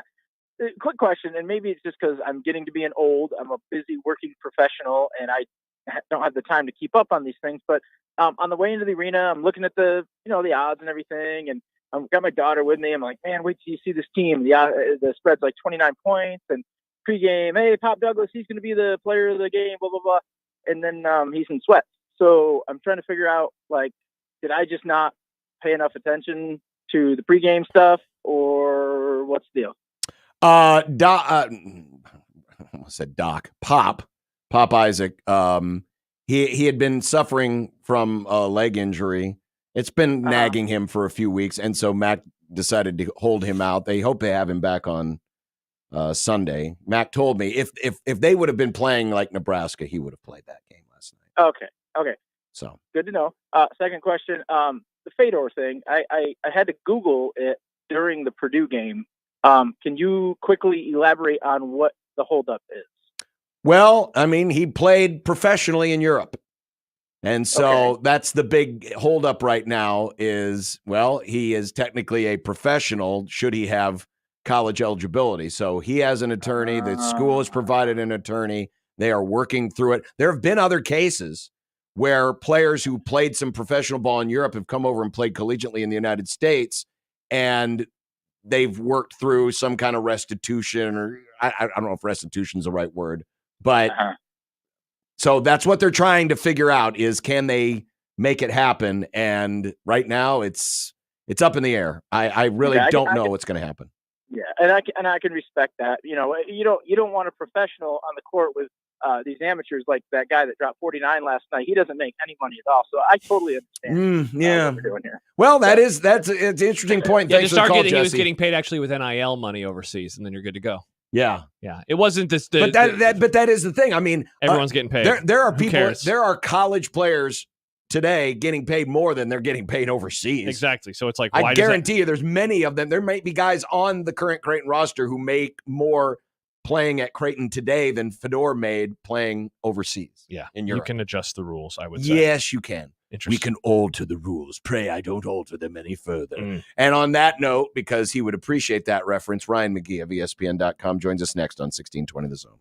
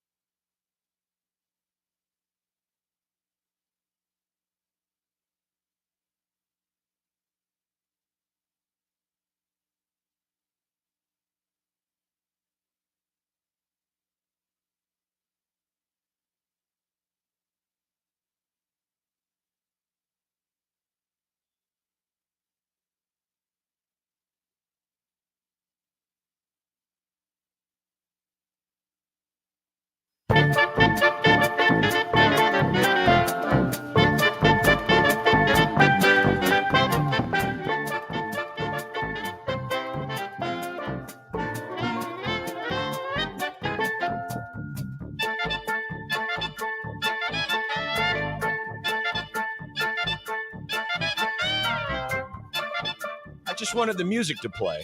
Play on, play on, play on. If there's an answer to this question, our next guest has it. Okay. What's the name of this song? Ryan McGee, ESPN.com. It's just the Cantina Jam or whatever it is, right? The Cantina. I think it's the Is that what Cantina it's called, song. Nick? I think so. Yeah. I think it's just the Cantina song. Which, by the way, yeah, if you have not yet watched the John Williams documentary on Disney Plus, ooh, I need to. As soon as your show is over, do it. It is so good, like so good, and just a reminder of how ridiculous he is. I'm still mad at our production department because John Williams did that original piece for the college football playoff 2 years ago, and they shot a whole thing with him, and no one bothered to let me know. And I'm still mad about that. Oh, you should be. Yeah. Should be. Yeah. I mean, the man is the GOAT. Mm-hmm. He is the GOAT. Don't you know who I think I am, production people? I saw I was going down a YouTube rabbit hole not long ago, and they did his 90th birthday concert, and he got up and conducted the Imperial March. And I'm like, it was so cool. That's tight. It's so cool. It's the best. Yep. Well, it's been a long time since we've caught up with you. We're darn near, 3/4 of the way through the regular season. You've been traveling the world in the SEC. You and Marty Smith going around doing the stuff on SEC Network, all the pregame stuff. Who is the best team in the SEC today? Man. So the only team that I've not seen in person yet is Texas. So I can't really, I've seen them on TV or whatever, but I have not, but I've seen Georgia in person. I think they have major flaws. I think Carson Beck is lost right now.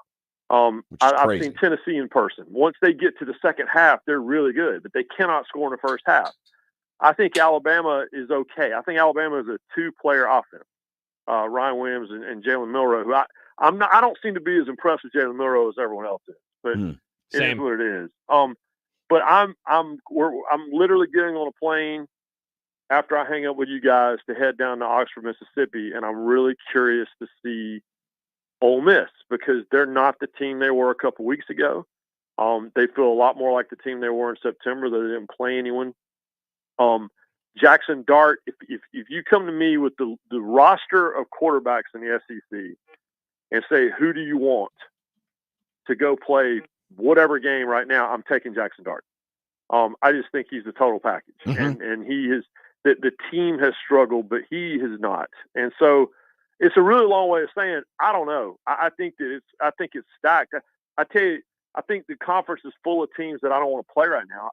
I called the South Carolina A&M game. I don't want any part of South Carolina right now. They should be 7-1, and so it's a weird year. But Texas maybe. Like I said, I have not seen them in person yet. I will probably in just a couple weeks. But they're the ones everyone keeps telling me that they're the top to bottom total package, but I'm not sure. Hey, Ryan, speaking of Ole Miss, so going into last week, of course, a lot of the conversation with Penn State is that James Franklin unable to win these games. And I know we were saying that about Ryan Day too, but it really is a whole lot truer, in my opinion, about James Franklin. I was like, you know what? I'm going to pick Penn State. I really believe that they could do it, and they let me down like they always do in this game. I use that as a long lineup to say, I've done this with Ole Miss a million times the last couple of years, where they have a game like this, Bama and Georgia mainly, where I'm like, this is the time where they finally do it. I do not find myself doing that this week, though, ahead of this Georgia game. Why will I be wrong on not continuing to buy in one more time on this Lane Kiffin Ole Miss program? No, I don't. I think that's my problem with Texas. I think that after 20 years of me, buying in on Texas's back or whatever, and they just inevitably let me down again. I think that I think you were 100% justified in feeling that way about Ole Miss, because the reality is, like Texas A&M, Ole Miss has all the tradition, and they have the most ridiculously loyal fan base. They don't have any rings, like none. Like you go to a game at Vaught-Hemingway, which is a phenomenal place to watch college football game. It's modern, but it's also a throwback. But then you look up on the wall, like in the stadium, and it's like they've got one SEC West championship from when David Cutcliffe and Eli Manning were there, and that's it, going all the way back to Archie. And so it's like when you go to Texas A&M, phenomenal place. They haven't won a conference championship since '98. They haven't won a national championship since '39. And so that's a long way of me saying I get it, and I don't disagree with you because this feels like a game they could win because I think Georgia's loaded, but they don't have a lot of confidence right now. Carson Beck certainly doesn't. No. And so if they don't win this one on Saturday, it's kind of like Penn State last week. I'm not sure when they're going to. Yep. And now the good news for Ole Miss is, Billy Napier has just been re-signed. He's coming back to Florida because what was hanging over Oxford was that Florida's search list for a new coach was one person. Yep. When I was there week 3, I went to this muckety-muck dinner on Friday night before they lost to Texas A&M, and all those guys with all that money told me, Billy will be fired by Monday, and we're going after Lane Kiffin, and he's the only one we care about. And that's all gone now. So that's good for Ole Miss. The timing of that today was spectacular if you're a Rebels fan. Ryan McGee of ESPN joining us on the 42 Degrees of Source hotline. We get Bama LSU this weekend. It's being couched as a loser is eliminated from the playoff discussion. We've just talked Ole Miss and Georgia. Ole Miss has to win if they're going to keep their playoff hopes alive. For a very long time, Ryan, you have been a fine with 4 advocate, but has this season, do these so-called elimination games now and pending change your tune towards the 12-team playoff? Yeah, they do, 100%. And I'm willing to admit it. I was at Tennessee, 2 weeks ago for the Alabama game. That was an elimination game. This is, for Ole Miss, this is an elimination game. For Georgia, you're talking about if they lose this game, they got 2 losses, and they still have Tennessee coming. And so, it's just very tense. And I didn't see that coming. Like, there are so many games, like LSU, Alabama is a perfect example. No way in the world in a non-12 game playoff era, I think does game day go there. And now it's an elimination game, but I'm 100% willing to admit. Now we'll see long term. Reese Davis and I were just talking about this the other day. We'll see long term if it still feels this intense. But all I know is that the nation is watching Boise State and Ashton Genty in the middle of November, and I don't think they would if it wasn't for an expanded playoff. And the nation is watching these games.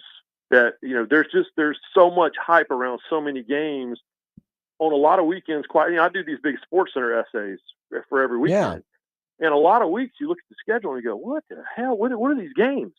But then when you really dive into it, they matter, and they matter because we enter November with a lot of teams, a couple of dozen teams that have a chance to be in the postseason. And I was Mr. 14. I was Mr. 16 team. Then I became Mr. 14, but now I realize that with more teams in the conversation, Kel Surprise, more people are interested.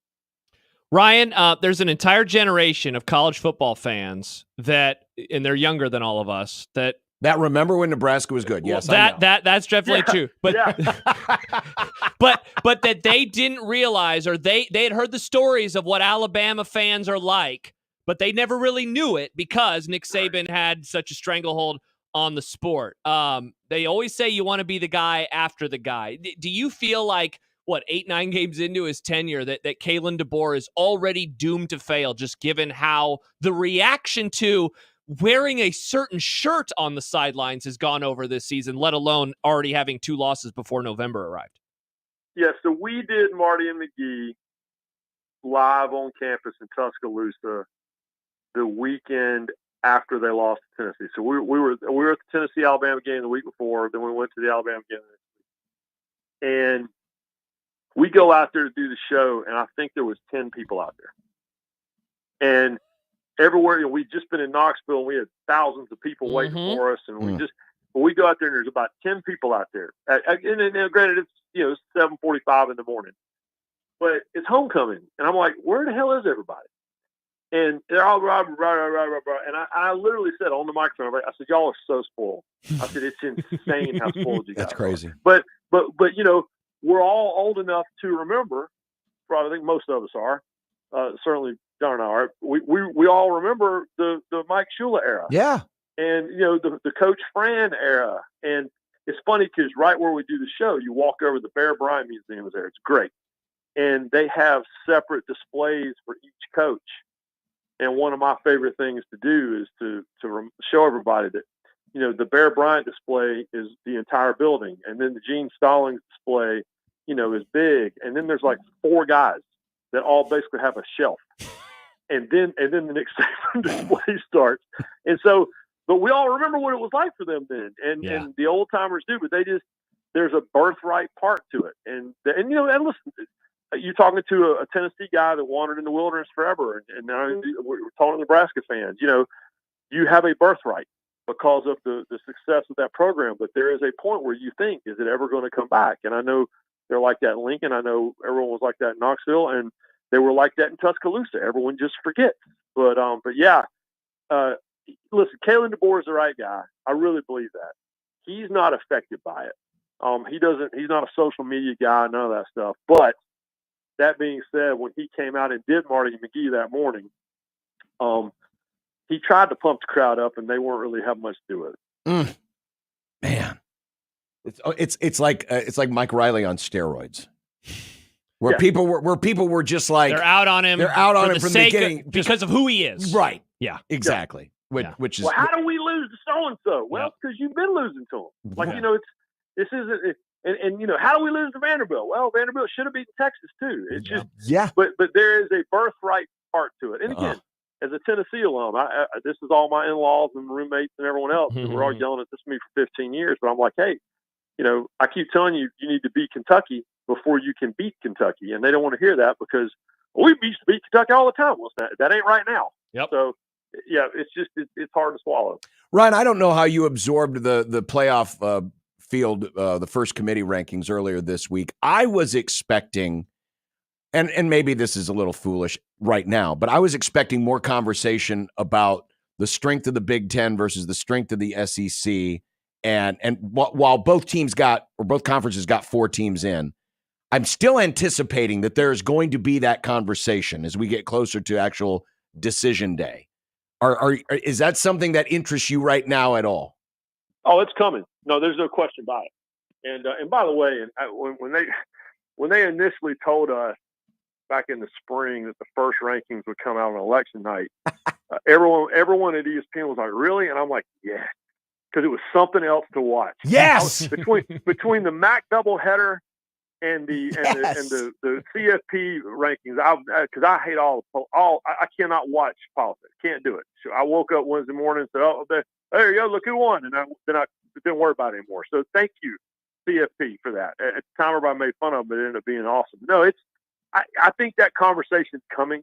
I think that right now, and this is a gift, I think that right now there's just so many other conversations that are happening because at that where it's like the ACC is going to get one in, they're going to get anyone else in. The Big 12 is going to get one in, they're going to get anyone else in. How high can Boise State climb, or whomever from the non-Power 4? So, but I think the Big Ten SEC, that deal's coming. That's inevitable. And I think when we get closer and when we start handing out seeds, that's when the conversation is going to happen. Because when it's going to get crazy is when we get to the last couple of rankings and we start really talking about who gets a home game in the first round. Because that's going to be a big deal. And that's going to come down to who is ranked where and who is seeded where, which is 2 different things, by the way, and who gets to host that first round game, because that's going to be a big deal. If you're Penn State and you got a chance to host a first round game as opposed to, I don't know, let's say going to Athens, that's going to be fun. Yeah.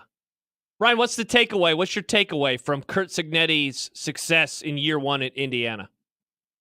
Well, I wish he had a little more self-confidence. No, I love it though.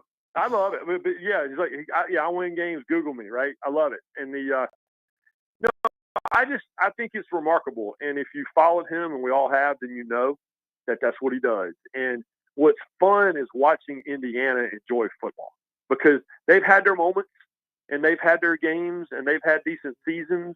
I remember I wrote a story several years ago. You guys know I love bowl games. And I wrote a story several years ago about why you need bowl games. And there was a guy who worked at the Indianapolis Motor Speedway that always wore his, I want to say it was like some sort of so-and-so.com bowl ring. And I'm like, that's why you have to have bowl games because it's all Indiana has is the whatever.com bowl in Tucson, in 2004 or whatever. But now, I mean, you're talking everything that team does now is something that hasn't done since the one Rose Bowl year they had however many years ago. And I just think it's great. And, the trick now is keeping him. Yep. It's like Army. I love Monken at Army. I've known the athletic director, Mike Buddy. I've known him since he went to college with my brother at Wake Forest. And every time I talk to Buddy, I was like, what have you been up to, man? He's like, I'm making a list of whoever my new coach is going to be, and he jokes about it. He's not joking about it. So I hope Indiana can keep him around long enough to, maybe turn this into something for a minute. Ryan, I know you got to run. You're getting ready to catch a plane. You're always kind with your time, but I got to ask you about the NASCAR playoffs. Yeah. Is this good? Has what has transpired? And I would spend all day trying to explain to Josh what's going on because it's been that weird. But at the end of the day, is this stuff good or is it bad for the sport? Well, I mean, it just depends on your perspective. You know what? And I'll go. It's interesting too. I literally just got off the phone with Wayne Byron. I was on the phone. The reason you guys tried to call me a second ago and I didn't pick up is because I was on the phone with Wayne Byron, who benefited from everything that happened in Martinsville on Sunday night. And I said to him, I said, so does that follow you? And he goes, it is what it is. And he goes, and for a minute I was out and I was so crushed. And he goes, and then I was back in, and he goes, I have to compartmentalize and get ready for a championship. So listen, the system is what it is. And if you're an old school fan, it's just like Star Wars, dude. Yeah. Like the Acolyte, right? If you're an old school fan and you're of a certain age, you probably didn't dig the Acolyte. If you're my daughter, who's be 20 this weekend, and you have a certain type of entertainment that you consume and a certain type of entertainment that you expect, you probably loved it. And so that's kind of the comparison, which is the new format, which, by the way, ain't that new. I mean, the chase has been around for 2 decades. Yeah. So it's if you don't like it, you're probably a super old school fan. If you do like it, then you probably are someone who has started watching the sport in the last few years, which is not a small number of people. And so, it was a hot mess, though. It's just, it's how do you present it as a sanctioning body, and how do you handle it as a sanctioning body? And don't say that it's something when it's not. But listen, we talked about this when Ross Chastain made his move 2 years ago. When they were so quick, and all the drivers were, you got to change this, it's unsafe, whatever else. Well, you can't complain about that and want a rule change, and then also complain about that because you got the rule change that you demanded. And, it's kind of how I feel about a lot of people don't realize this. College football coaches are the ones who write the rule book. There's a committee, a rules committee that's primarily made up of coaches. And when they all go into a room, the coaches wrote the targeting rule. They wrote it. And so it's hard for me to listen to them complain about things. I agree. The clock run off. Coaches wrote that rule.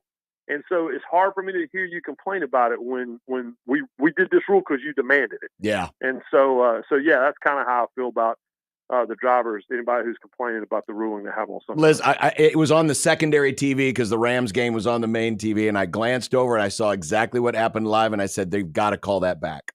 And they did. It took a little bit, but they called it back. Yep. They did the right thing. It's just it also depends on who's involved, right? But sure. If that had been Kyle Larson, I'd be screaming today. I'd be like, no, that's a wrong call. Terrible. He's just a great driver. That's what he does. Right. But it's just we got 4 good guys in the championship. You got a veteran, you got the defending champ, and you got 2 young guys that they're probably going to be the future of the sport. It's a good group. I literally have talked tomorrow on ESPN.com. I could do a Q&As with all 4 of them. Nice. I just talked to the 4th one a few minutes ago, and it's those guys are easy to root for, especially Blaney. Blaney knows more about Star Wars now than one of us. Yeah, I know. You've said this many times. Yeah, and he and I talked about the Acolyte, but he hasn't finished it yet. So he said, "Can I win the championship and then finish it?" I go, "Yes." So we'll do that. He's got to focus. He's got to focus. And so too does Ryan. He's headed off. Where are you guys broadcasting from this week?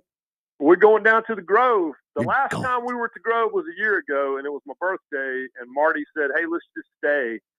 And all I know is I don't remember how we made our flight the next morning, but we did. Looking forward to it. SEC Network. Catch it in the morning. And, of course, you see the essays on ESPN. You'll hear his voice on College Game Day. And I've got the article bookmarked on the Four Horsemen. I have not yet read it, but I can't wait because the Army Notre Dame game's coming up. At Yankee Stadium. And that was a labor of love, man. I really enjoy working on that. And let me know what you think. And I will. Tell me if you didn't like it.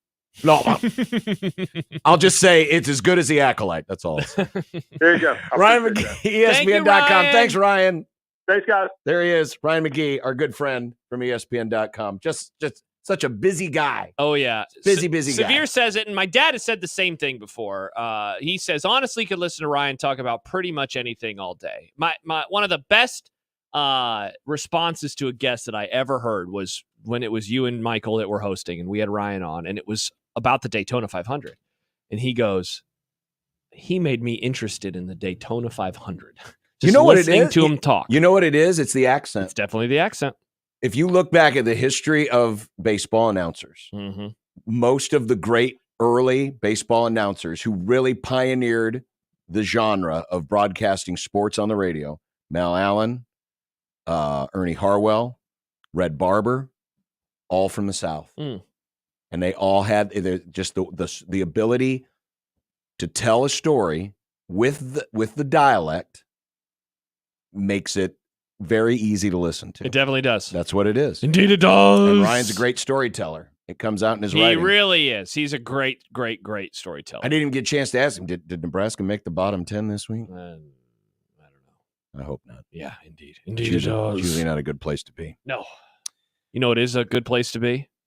I'll tell you what a good place to be is. Okay, tell me. I don't know. You probably have something. Ted and Wally's. Oh, I Ted love and ice Wally's. cream. I had ice cream a couple days ago. It was delicious. This week's zone Let deal. me guess. The only reason you remembered to do this is because Severe texted you. No, actually, I was gonna. You know he's the voice of Ted and Wally's. I was gonna make a reference to Robin Washut joining us. A good place is to be 3:30 on Unsportsmanlike Conduct on Thursdays. But I decided instead I'll talk about the zone deal because that goes live tomorrow morning. $50 in vouchers for just $25 tomorrow morning at 9 at 1620thezone.com. Think of all the airplanes you could watch while eating that ice cream. The planes, that would be nice. You're just licking on the cream. Yeah. Yeah. Look at that. So plane. check it out. Ted and Wally's half-price vouchers going on sale tomorrow morning at 9 at 1620thezone.com.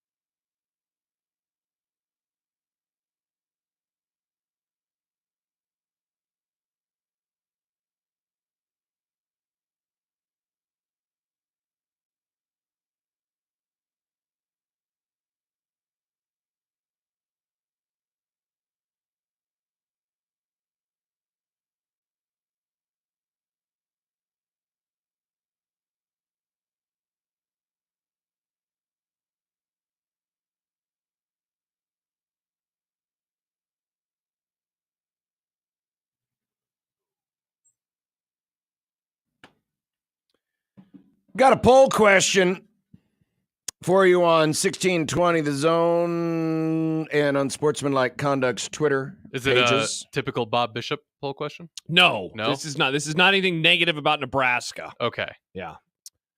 Yesterday, we had a conversation. It was just kind of a, finishing up with Mitch. Oh, what's That's his name? right. It was Mitch just Holthus. after Mitch. Yeah, it was just a conversation about how the Right Chiefs, before President C. how this Chiefs dynasty is perceived versus the Patriots. Because now, of course, the Patriots lasted for a very long time. They were constantly in your face. Dude, that was a long dynasty. Very long. Chiefs certainly not as long, but still. Not yet, at least. People started getting annoyed with the Patriots long time ago under Tom Brady. In a galaxy far away. Famously, John was an early adopter of the Patriots. Well, yeah, because they cheated my team out of our dynasty. Sorry, John. By spying on them in the walkthrough. But that's not the point. That's not the point of this topic. Not yet. Anyway. Topic alert. We'll save that for later. So we had a conversation about how this run is perceived by the Chiefs versus Tom Brady's Patriots. And are the Chiefs as loathed, or if they are received differently than those Patriot teams were? So we decided to do a poll question. It's on our JTech Construction Zone Twitter page. It's also been retweeted by at 1620 The Zone. Do the personalities, the likability, and what's-her-name make the Chiefs more acceptable? We gave you 4 options because I wanted to try to separate out those who had already had long-held opinions about the Chiefs. Yeah. As we know, this is a strong Chiefs market. Oh, yeah. Because they're so close. They are close, John. The closest NFL franchise to Omaha is indeed the one in Kansas City. So we gave you an option if you've always been a Chiefs fan, because obviously you're going to answer, of course it's not annoying. It's the greatest thing I've ever experienced in my entire life.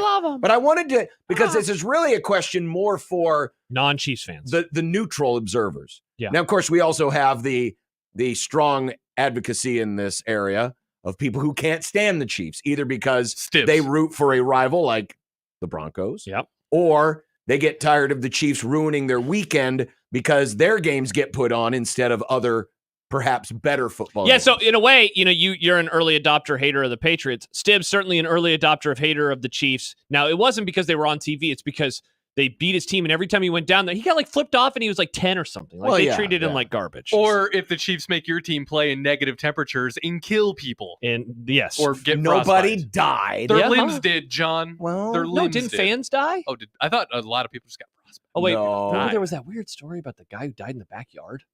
Well, yeah, but that had nothing to do with the... I mean, the game was on. It was. He was watching outside for some reason. Feels like that's on As him the at that World point. Turns was on when Kennedy got shot. They don't blame the soap opera. Anyway. Maybe we haven't looked enough at that angle. Yeah. Oh, I'm sure there's some idiot down there right now in Dealey Plaza with his VHS tape saying, it was the soap opera that killed Kennedy. So the 4 options. Yeah. Obviously, if you're already a Chiefs fan, you vote that way. If you already hated the Chiefs, you vote that way. There's also Kansas City's more likable than New England. Yeah. Or New England was more likable than KC. New England more likable than KC, only 14.8% of the vote. 51% of you think that the Chiefs are more likable than New England. 20% of you have already hated the Chiefs. Nice. 14% of you are Chiefs fans. Were Chiefs fans all the way. Mm-hmm. I don't remember what exactly the discussion was yesterday or the angle in which we came down on. Well, I contend. You said that the Chiefs are more hateable? No, I think they're more tolerable. Yes. Because the personalities, Patrick Mahomes is a more, dynamic. He's dynamic. He's flashy. Yeah, Brady was not. He does the funny commercials. Brady was very much early on. Brady was just a down the middle quarterback. Down the middle. First few Super Bowls, he played good in the Super Bowl, but they won because of their defense. It's funny. Like the prime Brady years, they actually weren't winning Super Bowls. When the offenses in New England were at their best, they actually were not winning Super Bowls. But then they, had their second run. Oh, so you could argue that Mahomes being so prevalent in commercials being flashy would make this Chiefs dynasty more annoying than the Patriots. It has that potential, but with Mahomes, it feels like his personality, his gameplay is an extension of his personality.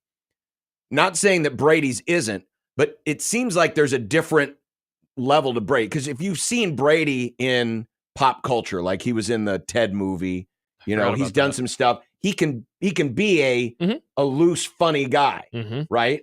But you get him on the field, and it's like, cyborg comes out in him. Yeah. And that's not a value judgment that Mahomes doesn't have that switch as a competitor, but it feels like Mahomes' personality comes out more on the field. Yes.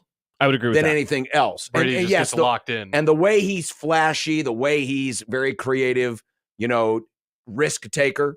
Throws with his left hand. Brady was not a risk taker. No. He was a calculated risk taker. But Mahomes is more of a risk taker. So you got that. Obviously, what's her face? Andy Reid, very likable guy. Bill Belichick. Especially versus Bill Belichick. Yeah, who is a curmudgeon. Which is also fascinating because weird. watching Belichick during the Manning cast, it's my new favorite thing. I bet Andy Reid smells better. Listening Isn't that to Belichick funny how break down a lot of defense. people during the era were like, if you only knew the real Bill Belichick. And now he's getting a chance to show it, and people are like, wow, I kind of like the real Bill Belichick. Yeah. A couple responses, and it's funny, John, because you just said, oh, what's her name? And obviously you're talking about Taylor Swift. But Aaron points out, the Chiefs have Brittany Mahomes, which offsets anything that might be likable with the rest of the team. Really? Oh, you didn't realize that there's a group of people that despise her? I guess, but I didn't think it was. Oh, it's large. I thought John. it was one of she's Nick's on subreddit groups. No, it's well. I mean, I think a lot of the hatred for her comes from her social media presence, where she has blamed refs and tweets a lot, and that sounds like my kind of person. A lot, doesn't she? Probably. She's Okay, young. maybe not the TikToks, but Travis writes, I think people hate Mahomes more than the Chiefs. I mean, if you're going to hate them, he would be the avatar to hate them the most. Sure. Because he is the most famous player. Chance points out people also hate Jackson Mahomes, which is his brother. And he ran into legal trouble. So like that, the hatred with him does not just go beyond, oh, he's an annoying brother. I mean, he did sexually assaulted somebody. Did Brady's, I guess, I don't know if Brady's family was as polarizing as no, Mahomes' not at all. family, His family but very normal. Do you think that's also the era we live in? If Yes. Brady was in his prime now, do you think we'd have more scrutiny on his Probably, family? yeah. I mean, but he didn't. I mean, his family was very normal. For sure. Yeah, for sure. That definitely plays a part in it. I wonder though. how much of this is just like the new digital era. Well, it's just we're like Michael in. Jordan. Michael Jordan celebrated because he's a maniacal competitor. And then like the next generation of maniacal competitors come along and it's like, wow, you're a jerk. Like Kobe Bryant was very similar in that he treated his teammates like crap. But because we had more information and more intel, people were like, I don't like this guy, among other reasons. But if you'd like to vote, please do so right now. JTech Construction's own Twitter page at USC1620. In fact, I'll hit the old retweet button on it just so it's back at the top of the timeline. And when we come back, Robin Washut of HuskerOnline.com will join us on 1620 The Zone. Nick Grim for Circus Sports Iowa. The NFL football week starts tonight, and you can play along with all the action anywhere in the state of Iowa with Circus Sports Iowa. Between the tight money line splits, live in-game lines that update every break, props, and futures, this sportsbook is absolutely packed with things for you to do all weekend, every weekend. Let's start with tonight. The point total for the Bengals and Ravens is 52.5 points. Some tight money line splits for Sunday. The Colts are plus 176 underdogs to the Bills. The Commanders are minus 145 over the Steelers. And on Monday, the Dolphins are minus 104 to beat the Rams? Whatever you want to do, Circus Sports Iowa not only has you covered, they also won't limit you or your account like some of the other guys. And if you ever need to get a hold of someone, they have all the hospitality of Las Vegas just waiting for you right at your fingertips. Download your new sportsbook today. If you or someone you know may have a problem with gambling, call 1-800-238-7633.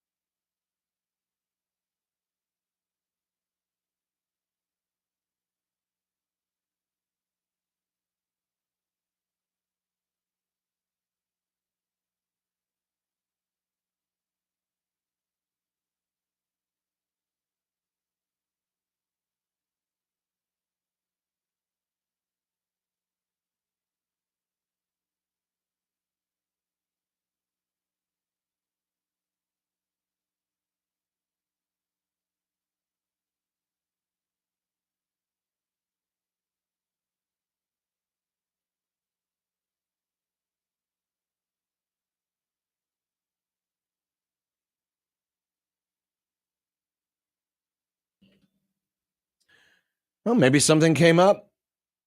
Maybe he was on the phone with, who did Ryan say he was on the phone with?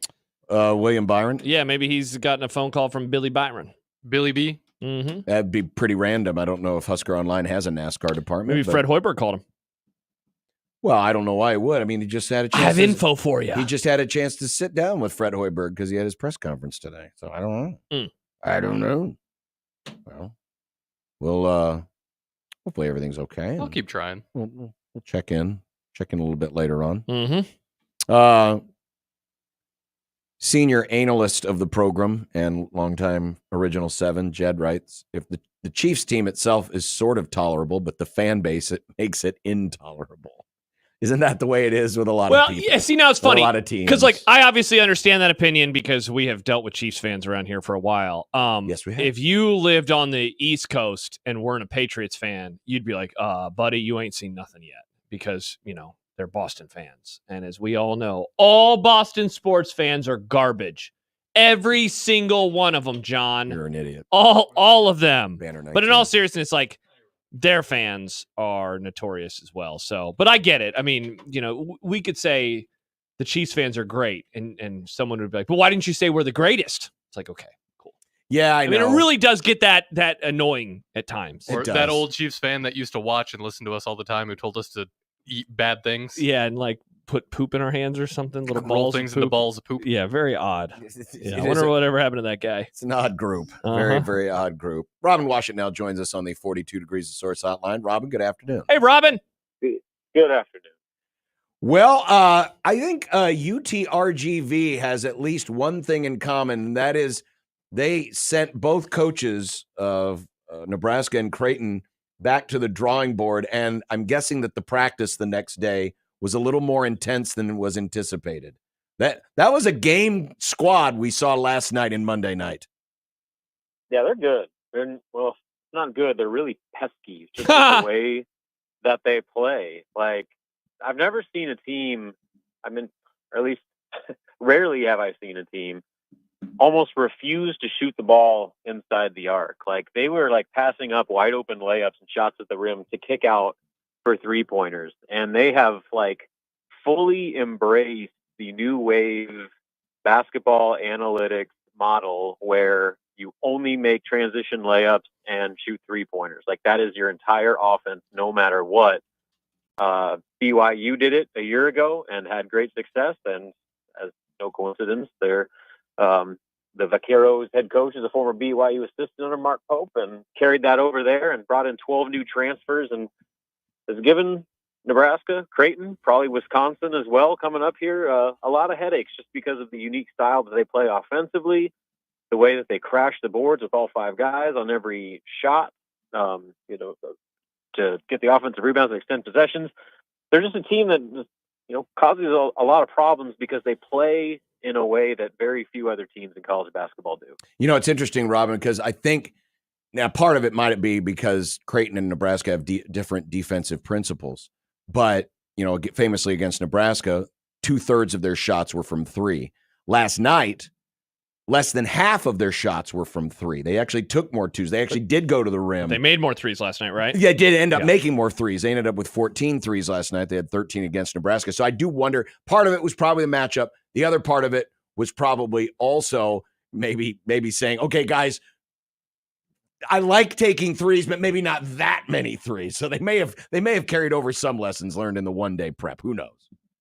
Yeah, and maybe Creighton was a little bit more prepared for a team to come out and shoot the ball 45 times from 3-point range. Yeah. So they defended it a little differently. So I don't know, but either way, I'm sure that if nothing else, Nebraska and Creighton are both glad that game is over. Because, like, I'd even heard, like, last week going into it, like, Nebraska almost had, like, some regret scheduling that game just because of how difficult that matchup was to prepare for one, the fact that their entire team's new, and 2, that they just play such a unique style that it's really hard to replicate what they do because really you've never seen it before. Yeah, Mac told me off the air last night that he probably would have changed the order of the opponents. Interesting. Based on that. And so Fred Hoiberg would have as well. Yeah. Yeah. Hey, Oh, sorry. Go ahead. No, Robin, Bryce Williams, 27 points, 8 of 18 from the floor, which is basically double the amount of shots he averaged per game last year, double amount of points he averaged per game last year. Obviously, this isn't going to continue for the rest of the season, but I wonder what you think he can settle into. I know there's been a lot of excitement coming out of the game with what he did.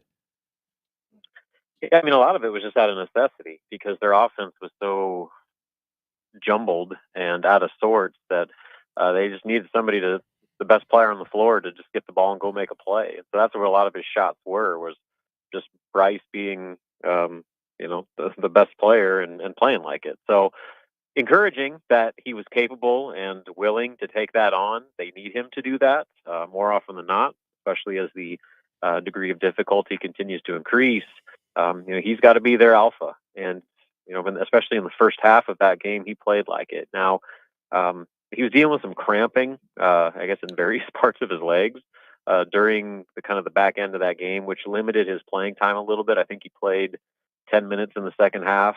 So other guys needed to step up. But, as Nebraska was just trying to figure things out and try to establish some rhythm offensively, it was Bryce that kind of took things over and, kept things under control. So that's got to be his role. Maybe not to that extent where he's shooting the ball that much, but when things aren't in rhythm and, they got to just find a way to go make a play, I think you're going to see the ball in number 3 hands more often than not this season. Robin Washut joining us from HuskerOnline.com. What do you think Nebraska learned about themselves in game 1?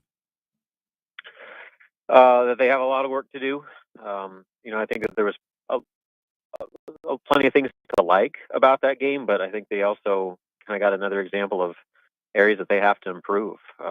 Just talking to Fred today, they on Wednesday when they returned to work, they had what he said, a very lengthy film session where they went over everything and especially the issues that they have to address. And the biggest things that stood out to him was they have to box out better and rebound defensively. And again, that's against a team that's crashing 5, so they make that as challenging as possible. But Nebraska can't give up as many additional possessions off offensive rebounds as they did the other night, and especially with the way that they thrive off of initiating transition offense on defensive boards, like that has to become a much bigger factor for them. So that was a big point of emphasis for them. And then really, like, this team, beyond just X's and O stuff, as Fred put it, they're trying to find their killer mentality right now to where, they got things kind of settled down in the second half, went up by 15. You're like, all right, here we go. Well, then they kind of took their foot off the gas.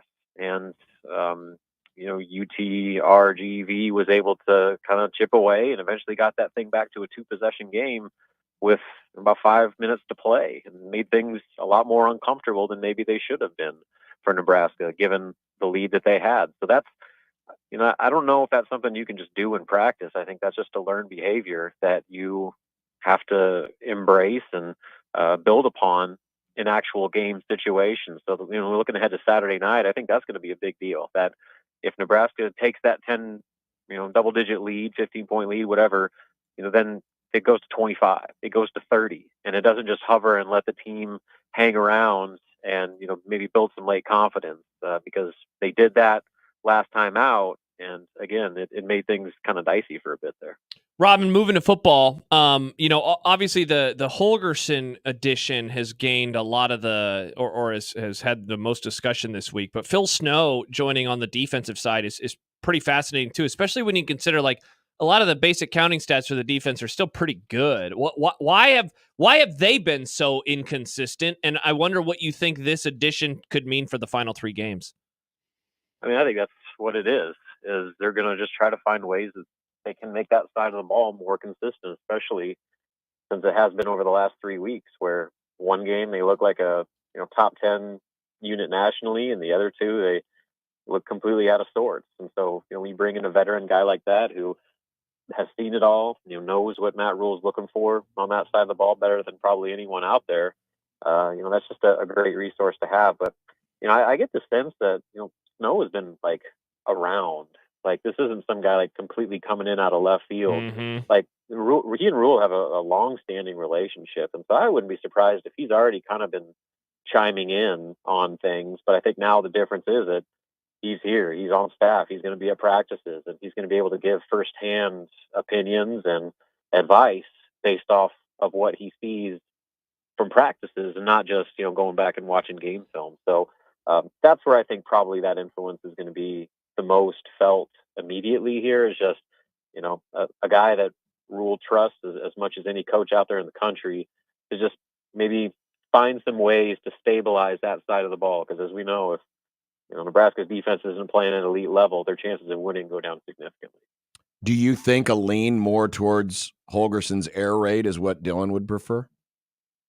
I mean, it's hard not to if you're a quarterback. Yeah. You swing the ball over the field like that. But I also don't know if we're going to see like just some sweeping change of what Nebraska does, 10 games into the season. Right. I don't know how much that benefits anybody, but I guess this is looking more future forward. Yeah. I mean, again, Daniel Holgerson comes with as good of an offensive resume as really there is out there. And for a quarterback that, has gone through his share of struggles late in the year, and some might say he's even regressed a little bit, an offense like that has produced several NFL level quarterbacks and really good college level quarterbacks that show that system works. And if you have the talent and the pieces to work with, you can put up some pretty hefty numbers. So yeah, I mean, I would imagine that Dylan and his camp are very excited about this addition, and probably very excited about maybe the potential of this being maybe a full-time shift in offensive philosophy. I know you have basketball to cover on Saturday, but it is a bye week for football. So does it feel like a off week for you? Not anymore. No, basically once the calendar flips to November, it's full-blown grind season, no matter what. I don't have to go to as many like football press conferences during the week, and then Saturday's not as busy of a day, but no, we're still in that crossover season that separates the weak from the strong. The weak from the strong. You are going to LA though, right? I am. So as a result, I'm going to miss the Sioux Falls game. Yeah, St. Mary's, because we'll be flying back. So we'll be there. We'll have our two trusted, talented interns out there on site, recapping everything. But Nice. I will probably be in an airplane or in the Denver airport wherever that game's going on. Nice. What? It's not Yeah, we're nice. going to give the youngsters a shot. That's what's nice. The future generations getting a little boots on the ground journalism. I thought you were celebrating the fact that Robin has to spend time in the Denver airport. That airport is wild. It is wild. There's like some weird stuff with that airport, man. Weird stuff. Yeah. Yep, I've spent more time there than I would like to admit. Yeah, that train takes forever to get into downtown too. Yeah, I know. It does. Yeah. Long ass. Yeah, indeed. Robin Wash at HuskerOnline.com. Thank you, Robin, and have a great weekend. You too, guys. See you later. Bye, Robin. You know that we are only 15 days away from Creighton hosting Nebraska? Correct. That is so wild. Yeah, I know. It's It'll a little be here early. before you know it. It's earlier this year. Be here before you know it. The weekend of the Wisconsin game. In fact, both the men and the women playing on the same day in the same town. Have we given it a fun name, Nick? Maybe on the same radio station, too. I've already announced that, yeah. Have we given that a fun name? Nebraska Creighton Day? We haven't given it a name yet. Could we call it Nebraska Creighton Day on 1620 The Zone? Sure, why not? And 1019 The Keg. For a bit of it, not the whole day. Why don't we call it I-80 Rivalry Day? That sounds fun, too. Jasker Day. Jasker Day. I like Jasker Day. It's a big day. We could call it Jaskers don't have call a it day the to Big O celebrate. versus Crime Town. There we go. That's perfect. Make shirts like Catholics versus convicts. I think I like Jasker Day better. Jasker Day? Jasker Day. Da da da da da da. What time's the women? 3? 4 o'clock.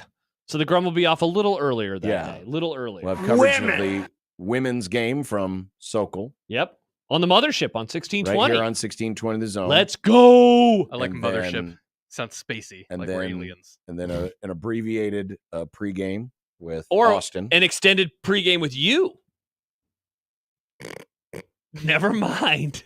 Maybe an Wow. abbreviated post. I have no idea. Oh, No I one's- just figured I John- could be like, let's send it to the arena and an extended pregame with John Bishop and whomever you're calling. Maybe John Bishop isn't doing the pregame. Maybe Horny Reagan is doing the pregame. Oh, maybe.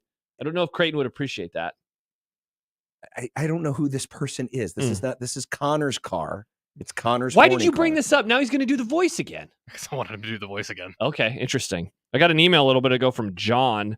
I often email to tell you that I'm going to turn the show off, like when you talk about the NBA, college basketball, or LeBron. Basically just basketball, it seems. I never actually turn it off, though. But John's Connor's car voice is very close to making me do it. It is very creepy.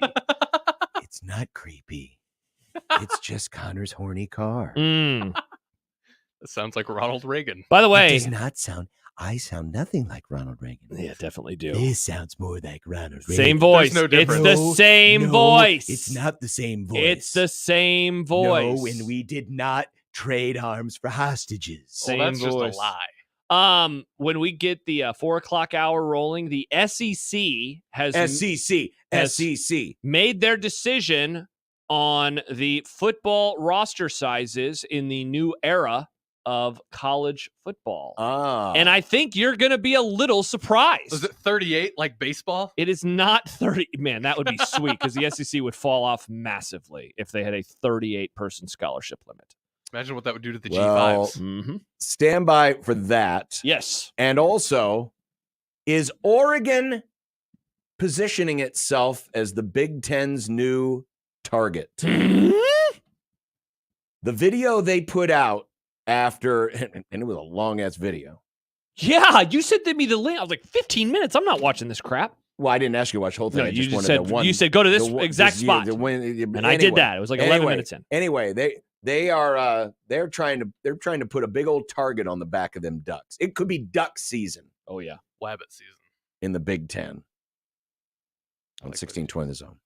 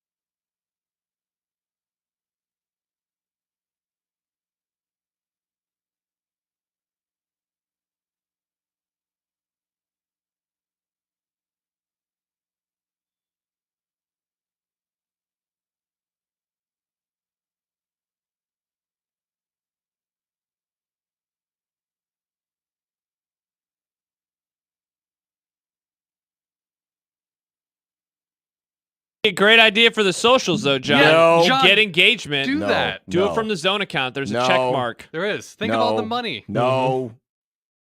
No. It's not gonna do it. Mention the SEC. So they have decided on their scholarship limit moving forward. Remember, for those of you who don't know, the House settlement, the maximum that a program will be able to have in football is 105. Correct. Moving forward. And so we've all figured, oh, okay, yeah, so the good programs will want to do 105. And like Iowa was like, we're going to have walk-ons still. We're going to do 95, we're going to do whatever it was. 85. All right. Ross Dellinger writes, the SEC has set a football scholarship limit of 85 for 2025. The league told Yahoo Sports in a response to a request. That is 20 fewer than the max under the House's settlement roster structure. Schools may still have rosters up to 105, however. So they are essentially keeping status quo in terms of the scholarships, and then you can have 20 walk-ons. Now, is some of this, like, are we going to make too big of a deal? Because, of course, the walk-ons will get some money anyway, so it's not like they're going to have to pay a lot of money for school, or is this a big deal? Well, I think, and in the official release, or at least the reporting by Dellinger, it says, as football coaches recruit now to build rosters for the 2025 season, it was important to provide them with parameters to manage this interim period as we await a final ruling on the House settlement, which would address how scholarships are managed going forward. So what that is saying is, well, okay, this change is coming very quickly, but we don't want to adjust to 105 and then find out that something else changed. Because the House settlement, while the judge has approved it, it hasn't kicked in effectively. And you are in the middle of a recruiting cycle. So I think what you're going to see is eventually, yes, the SEC and many other... We'll jack it up to 105. We'll get it up to 105, and it may come incrementally. It may not go straight from 85 to 105. Who knows? The 105 number may change. You know, maybe they'll find... In which way? Like higher or lower? High. It could be higher because this was a number that was a lot smaller. I mean... Well, we remember what coaches were doing. Oh, yeah. Then like any coach wanted. Every coach was arguing for more. So it would not surprise me if that wouldn't change. So really what this is it's an announcement saying, we acknowledge, yes, the rules have changed, but we're going to keep this the same for now because it's easier to manage, and we don't want to make a change and then have to change again because something happened in the unsettlement that caused it to. Yeah, that's a good point. Yeah, that's a good point that things could get altered. And I think that don't overreact to it and screw yourselves over. Right. And I think that was also part of the rationale for Iowa saying what they said. Yeah. Over the summer. Yeah. And it would not surprise me if the Big Ten does exactly the same thing. Indeed. That's a good point. That's a really good point. And then we'll see what happens after that, after some of the initial stuff. So Oregon went into Michigan last week, and they dominated the Wolverines and remained undefeated and stay the number one team in the nation.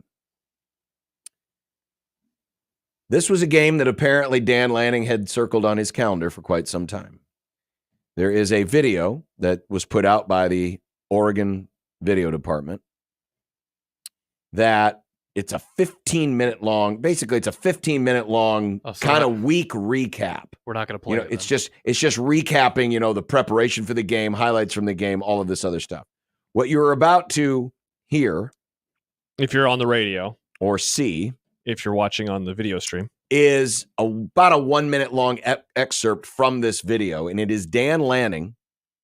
This is towards the end of the game, and how they use the movie Gladiator to be their driving force, their motivational force for the week. Here is the 1 minute long snippet. You have it ready to go. Here it is. This is from Oregon's official account from earlier this week. You at some point in this game. I'm going to tell you to look up at the stands at some point in this game, and you're going to start to see them empty out. We've made the decision before we've even stepped on the field all day. It's thumbs down. It's no mercy.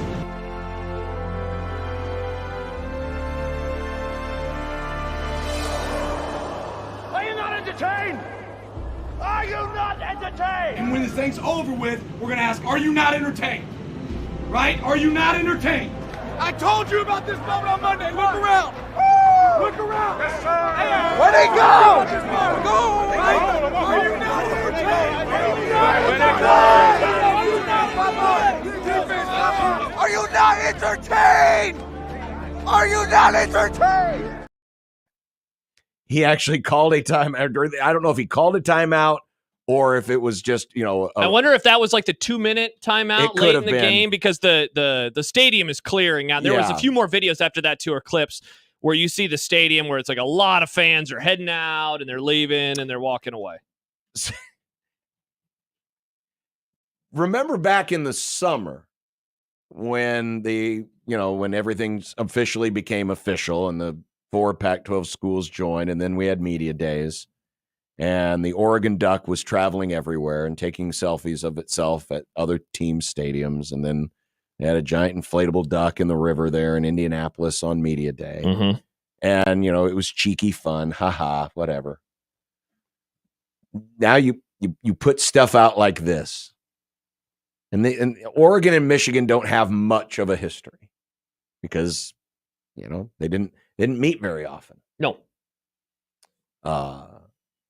So this is still relatively new. But the Ducks have come in and they've won all their games so far. They've taken down the big beast, Ohio State. Mm-hmm. They went into the big house and they whacked the defending national champs, albeit not the same team they were last year for sure, but they still did it. Is Oregon trying, and Dan Lanning, are they trying to become the new target? And not just, it's one thing to say, of course we want to be the best. Yeah, I wonder why you think that. Of course we want to be the best, but the energy and the glee and the intensity with which they are attempting to do this. Pardon the pun about ducks, but they are trying to make a splash. And it feels like there's more to it than just playing good football. And I'm guessing, this would be my guess, that there were probably conversations had once the news was announced last year that Oregon and Washington were going to join USC and UCLA. Because remember, they were late additions. It was originally just going to be the LA schools. Mm-hmm. And then the Pac-12 started to fall apart. And then Oregon and Washington said, please throw us a lifeline. And they got the lifeline. And they got invited in the conference. That there was, I'm sure, conversations about Pac-12 soft. You guys can't handle it. This is a whole new world for you. This isn't the Pac-12 anymore. You're coming where the big boys play. I'm wondering if there was enough of that conversation that was happening, or at least within earshot of Dan Lanning of the Oregon program, and they decided that we're going to take this thing on headlong, and we're not just going to play well or prepare to play well, but we're going to send a message at the same time. Because this was a very interesting, I thought this was a very interesting video to put out there to the world that, hey, we're Gladiator, all right? We're coming in here to execute you. We're coming into your crib to come in and execute you. And there's no better program to do it to than Michigan. They are the poster child for the Big Ten, just like Ohio State. But with Michigan, it's a little different because, it's Michigan. And I don't know. I just think there is, and I think part of it's Lanning's personality. See, that's what I think you're overthinking this. I don't think I'm overthinking it at all. They did the same thing last year with the Colorado game where there was a video of him. No, Yeah, that's so my point is this.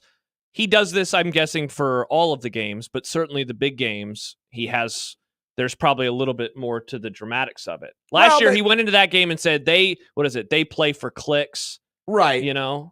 But the point is that sure, you're right. He did do that for Colorado. I bet they did the same type of stuff for the Ohio State game. I bet he does the same type of stuff every week. Coaches always use videos and movies. Of course they do, but I think there is purpose behind this. Well, I'm not the purpose motivation. I'm not saying this is a bad thing. No, I'm not saying that you are. I think you're overthinking it into the point of like they're coming in and they're using this as, I don't know. You don't think Oregon's trying to send a message? No. Because to the league? Of course. The message is coming on the field. They're winning That's all their what I'm games. saying. But this is it's all part and parcel of the same thing. It's all part of the stew, right? It's not just about playing well. Obviously, Lanning wants to prepare his team, but I also think that there is this extra motivation to prove that, because let's face it, Oregon has been the poster child for Pac-12 soft, dare I say, because going back to Chip Kelly, they were flashy, they were quick, they didn't win they were national speedy, They but would they didn't lose. win national championships, and you could, quote, overpower them. And now you're bringing in that style, and not that Lanning's doing exactly what Chip Kelly did, but because it's Oregon, and Oregon has been about the flash in a lot of things because of the Nike ties and the Phil Knight money, that they're trying to prove a point that, hey, you didn't just invite in the cute ducks with the 17 different uniforms and the Nike swoosh. You invited in someone that has come here to not mess around. Yeah. I think it's very interesting. We talked so about wait, it real in the quick, summer. what's the interesting, like what? We talked about it in the summer, though. We said, I think I might just be missing something. We talked about it in the summer. The way they sent the duck out, the way they did all these different things. They always do that stuff. Yeah, but I think they took it to another level this year. They put Joey Harrington on a billboard in Times Square. Yeah, but that was to promote a Heisman campaign. Yes, when they joined the Big Ten, they're promoting themselves. Again, I feel like I must be missing something. I might not be understanding the question because I don't think I think they're trying to send a message. Sure, of course. I guess I don't disagree with that. I don't know that I would use this video as the reason they're trying to send a message. You haven't seen Washington do anything that. But like Washington this. never does. Oregon always does this. You haven't seen USC do anything like this. USC doesn't do this stuff. This is Oregon. Oregon always does this stuff. They weren't always doing this stuff. Yes, they were. I mean, if you want to talk about a video on Twitter, there's a difference, though, between promoting your program the way Oregon promoted it with all the uniforms and the Nike stuff. Sure. And then stuff like this, where you're walking into somebody else's crib and you're quoting Gladiator. Again, last year, I think. Yeah, but that was a Colorado game. I don't count that. John, I mean, I'm scrolling through their Twitter right now because they do this every week. They put out these 10-minute videos on Twitter every week. This is not new. No, I'm not saying the video is new. I'm saying the message in the video has been cranked up. They have turned the messaging up in the videos. Interesting. Yeah, of course they've done everyone does the video. Yeah, I know, but I mean, do we need to go back and now watch all the other videos and see if he's been saying the same stuff?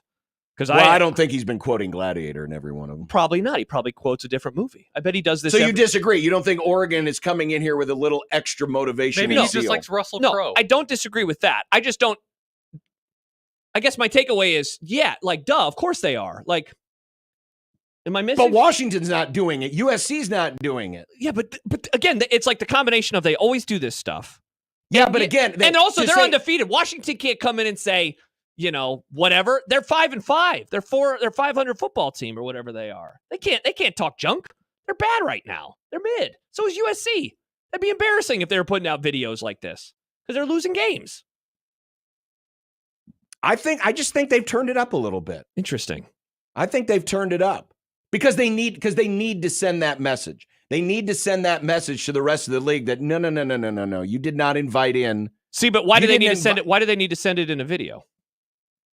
Well, it's not. I don't think it's just in the video because the video is obviously for recruiting. It's for promote. I mean, like I said, everyone does the video. Nebraska does the video. Yeah, Terrence pointed out, is it worse than if we die, we die? See, that maybe that's why this is like not really moving my needle.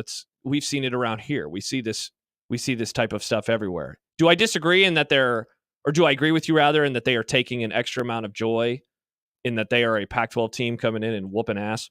I completely agree with that. And if they win the league, I would almost guarantee that would be mentioned on the stage in Indianapolis. Oh, of course. Yeah. I just don't know why. Why is that a surprise and why is it interesting? I never said it was a surprise. I'm just saying I think they're trying to position themselves and I think it's a good strategy, by the way, because how many people, Nebraska included, Big Ten's added a lot of schools in the last decade and a half. Mm-hmm. have kind of come in and, hey, tried to do exactly this. We're just happy. No, they haven't tried to do exactly this. They're just happy to be. Hey, we're happy to be here. Oh, We're I happy to be disagree. part of I the think group. Nebraska wanted to come in and they wanted to do this exact thing, and then they couldn't, and it was a problem for them. I know around here locally, we all thought they were going to come in. We had been talking junk for years around here. Wait until you play Nebraska. And I remember going into that first year, people were like, wait until you get a load of Nebraska. And then they played their first Big Ten game and then lost by 30. And it was like, whoops. Well, I for one enjoy what Oregon is doing. 100%. I enjoy, and I don't enjoy it from the fact that I'm rooting for Oregon. I'm not. I enjoy it for the fact that, because let's face it, Ohio State has the way that they carry themselves. Michigan has the way they And carry Michigan themselves. has the way they carry themselves. Mm-hmm. And Oregon, I think, is sending a message, hey, this is the way we carry ourselves, and we'll be just fine here. Yeah, not only are we going to beat you, but we're going to tell you about how we beat you, and we're going to wave to you as we're going to be happy about it. And then our cute little duck mascot's going to show up on a motorcycle in your backyard. Mm-hmm. And I think that's good for the league. It definitely is. They need some personality like this. They need the goofy. They need the different. It doesn't. Let's face it, doesn't have to be 3 yards in a cloud of dust. Still, does it feel like USC has entered the league? No, it feels like a West Coast team has come into the league and they're getting their comeuppance right away. Does it feel like Washington is entering this league? No, I'd say the same thing, and certainly UCLA. I mean, it's just kind of, hey, we're here. Yeah, the best part about this year is that at least one of these teams feels like they're on the climb. Yeah. I think I made this reference earlier in the week. I really wish that the league was getting last year's teams, because I think that you'd have a lot more. I mean, USC was a better team last year. Obviously, Washington was a really good team last year. They're a much better version of themselves. Oregon, I think they're better this year. So at least they're getting one of them at their peak, or, at their recent peak. It's a bummer that they're not with the other schools. But yeah, they definitely should take great pride in that, because I remember in the preseason when we did all of our picks, there were Big Ten fans in our audience that were like, no way, Oregon, they can't come in here and do that. This is a different brand of football. Well, they're 9-0 now. They're a few wins away from proving everyone who felt that way wrong. Whether or not they win the league in year one, I think that at the very least they've already proven that wrong. Daniel is taking exception with me. And that's, for the record, where I'm at. That's fine, but here's the question: hasn't Oregon had that kind of flair ever since they got good? Mm-hmm. I wouldn't say that was always the case. It certainly wasn't that case under Helfrich.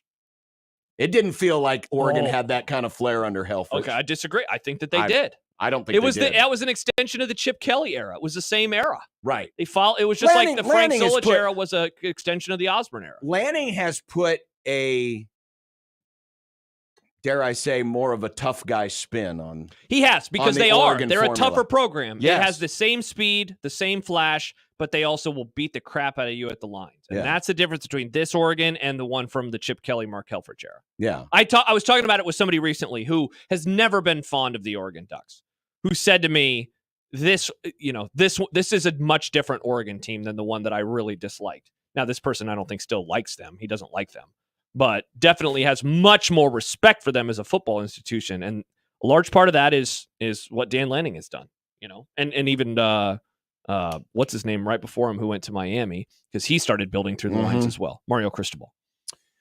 We are in week 9 of the $25,000 4-quarter pick'em this week and next week. And that's it. We have given away $20,000 so far. We're going to give away $25,000, $2,500 this week, $2,500 next week to complete the $25K. You can be that $2,500 winner, but you have to play. You have to go to 1620thezone.com right now and make your picks. No spreads. Just pick the games. Straight up. And you can be like Patrick, who was last week's winner of $2,500. Visit 1620thezone.com today and make those picks. Coming up, an amazing walk-off that you would never expect. And sometimes in the NFL, bad is bad. Ooh, are we talking about the Cowboys? Believe it or not, no. Oh, the Dolphins. No, they're... Never mind. Yeah. But they are a short dog on the road. They are. Their Interesting. brains are scrambled and their coach is a Only goober. one of their brains are scrambled, John. Pretty important brain. 16-20 the zone.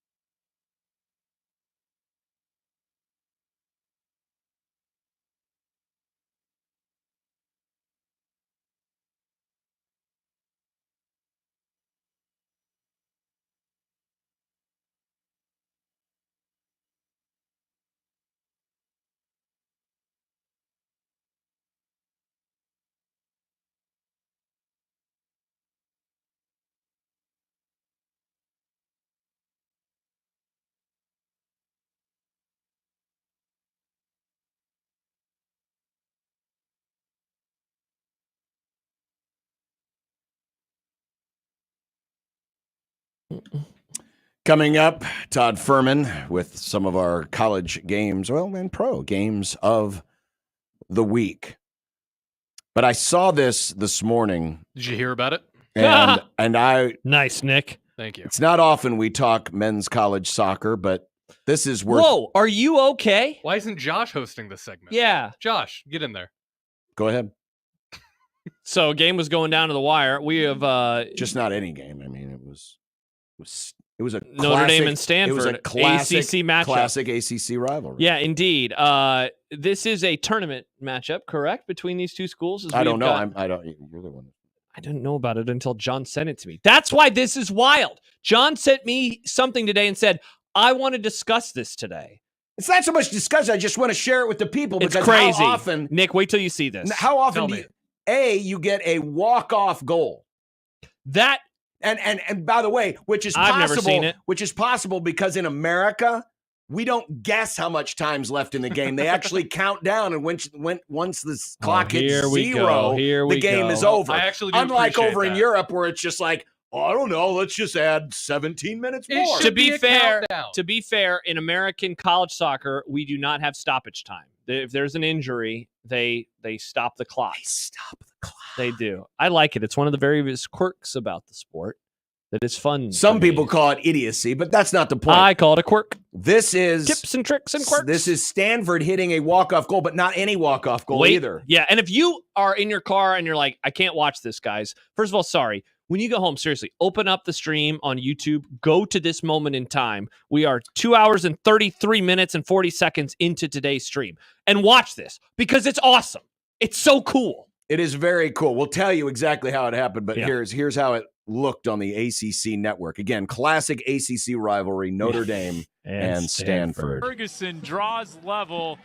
Here's a Hail Mary of a shot that...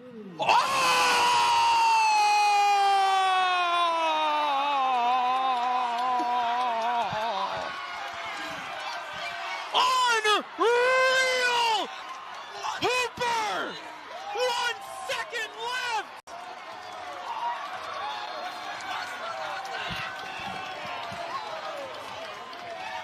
You gotta be kidding me! I've never seen anything like this. So what happens is Yeah.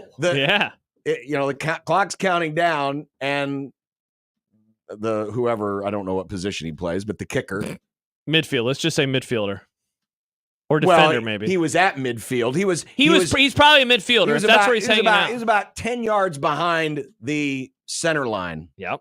And he just launches. And I love the a long replay kick. where you see him. He's doing the distance, and he kind of gathers himself, and then he sends it into the air.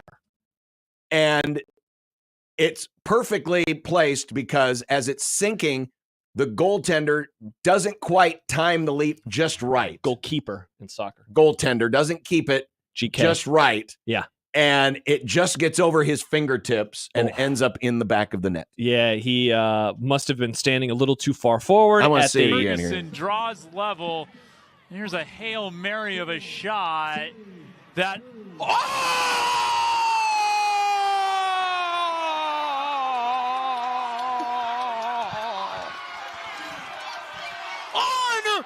Unreal! Hooper! 1 second left!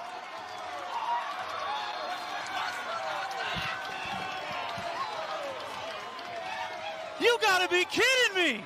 I've never seen anything like this.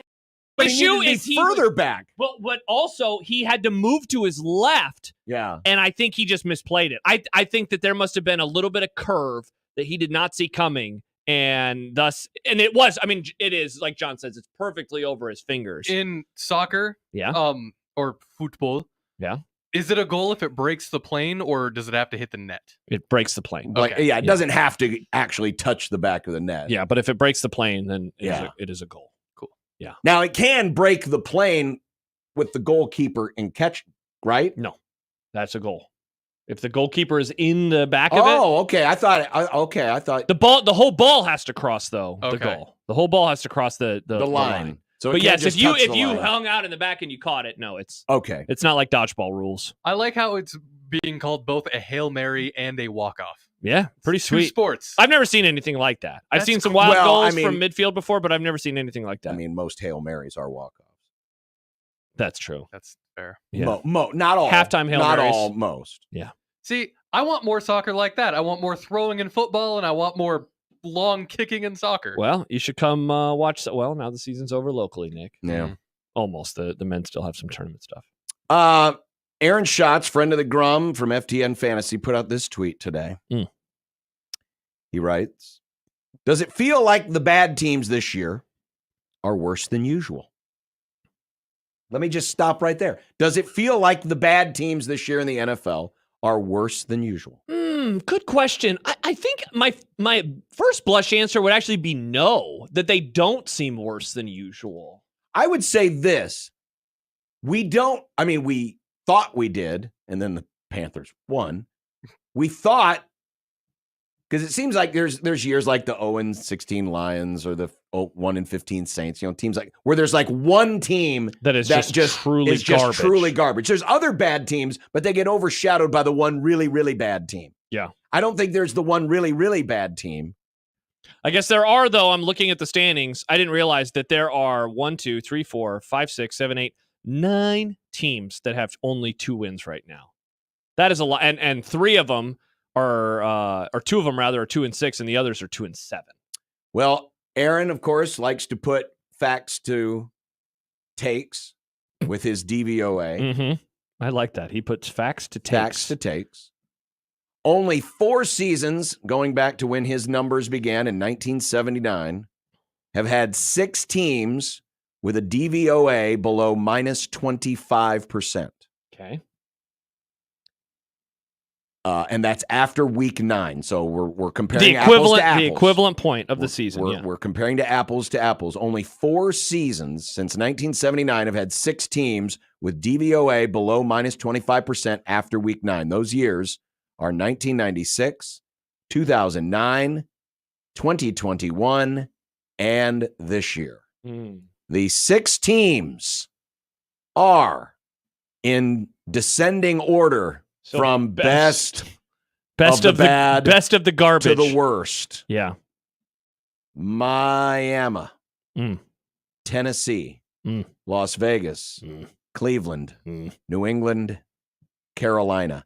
Not even New Orleans. Not right even New now Orleans. Feels like they're playing really bad. Thank God they have those 2 early season games when they scored more than 40 points. That is true. That because they have taken a nosedive since then. How about no Giants on the list? No Giants you just read too, because they are also one of the 2-win teams. All as 6 are the Jaguars. of those teams are below minus 25%. It's only happened 4 or 3 other years since 1979. Miami, Tennessee, Vegas, Cleveland, the Patriots, the Panthers. 2009, as Aaron writes, was by far the most extreme year of highs and lows at midseason, as there were 6 teams below minus 35% after Good week Lord. 9.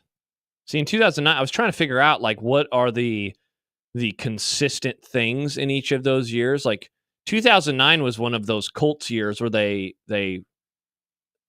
team got off to like a 13 or 14-0 start. They were awesome. And then they lost a couple games late in the year, if I remember right. And they won they lost in the Super Bowl rather in 2009. 1996, the Packers, that was the year they won the Super Bowl. They had a lot of wins. The Broncos had a lot of. So basically what I'm trying to figure out is, like, are there teams at the top that are hoarding a bunch of wins? And so when you have teams that are 12, 13, 14-2, 15-1-ish, that causes you to have a much larger bottom. And right now, I mean, it is interesting. Look, we're only through 8 or 9 games, depending on how many you've played. But there are a lot of teams that are well above 500, and then a lot of teams that are well below 500. The middle is not that big this year. Yeah. Again, only through 9 weeks, but the middle it's fairly small. But the lower class, there is a large group of that. Large group. I'm trying to see if I can look up. I don't think NFL.com does it, but I'll try to look up and see which of those teams that he was referring to. Sorry. Go ahead. Severe points out, 09, both the Saints started 13-0 and the Colts were, I think, 14-0. So yes. So when you have that, you're going to have a really large lower class. When you have the higher class going that long, The upper losing, 1%. Yeah, not losing a single game. That's crazy. Coming up next, it is time to go to the desert. Todd Nice. Furman next, 1620 The Zone.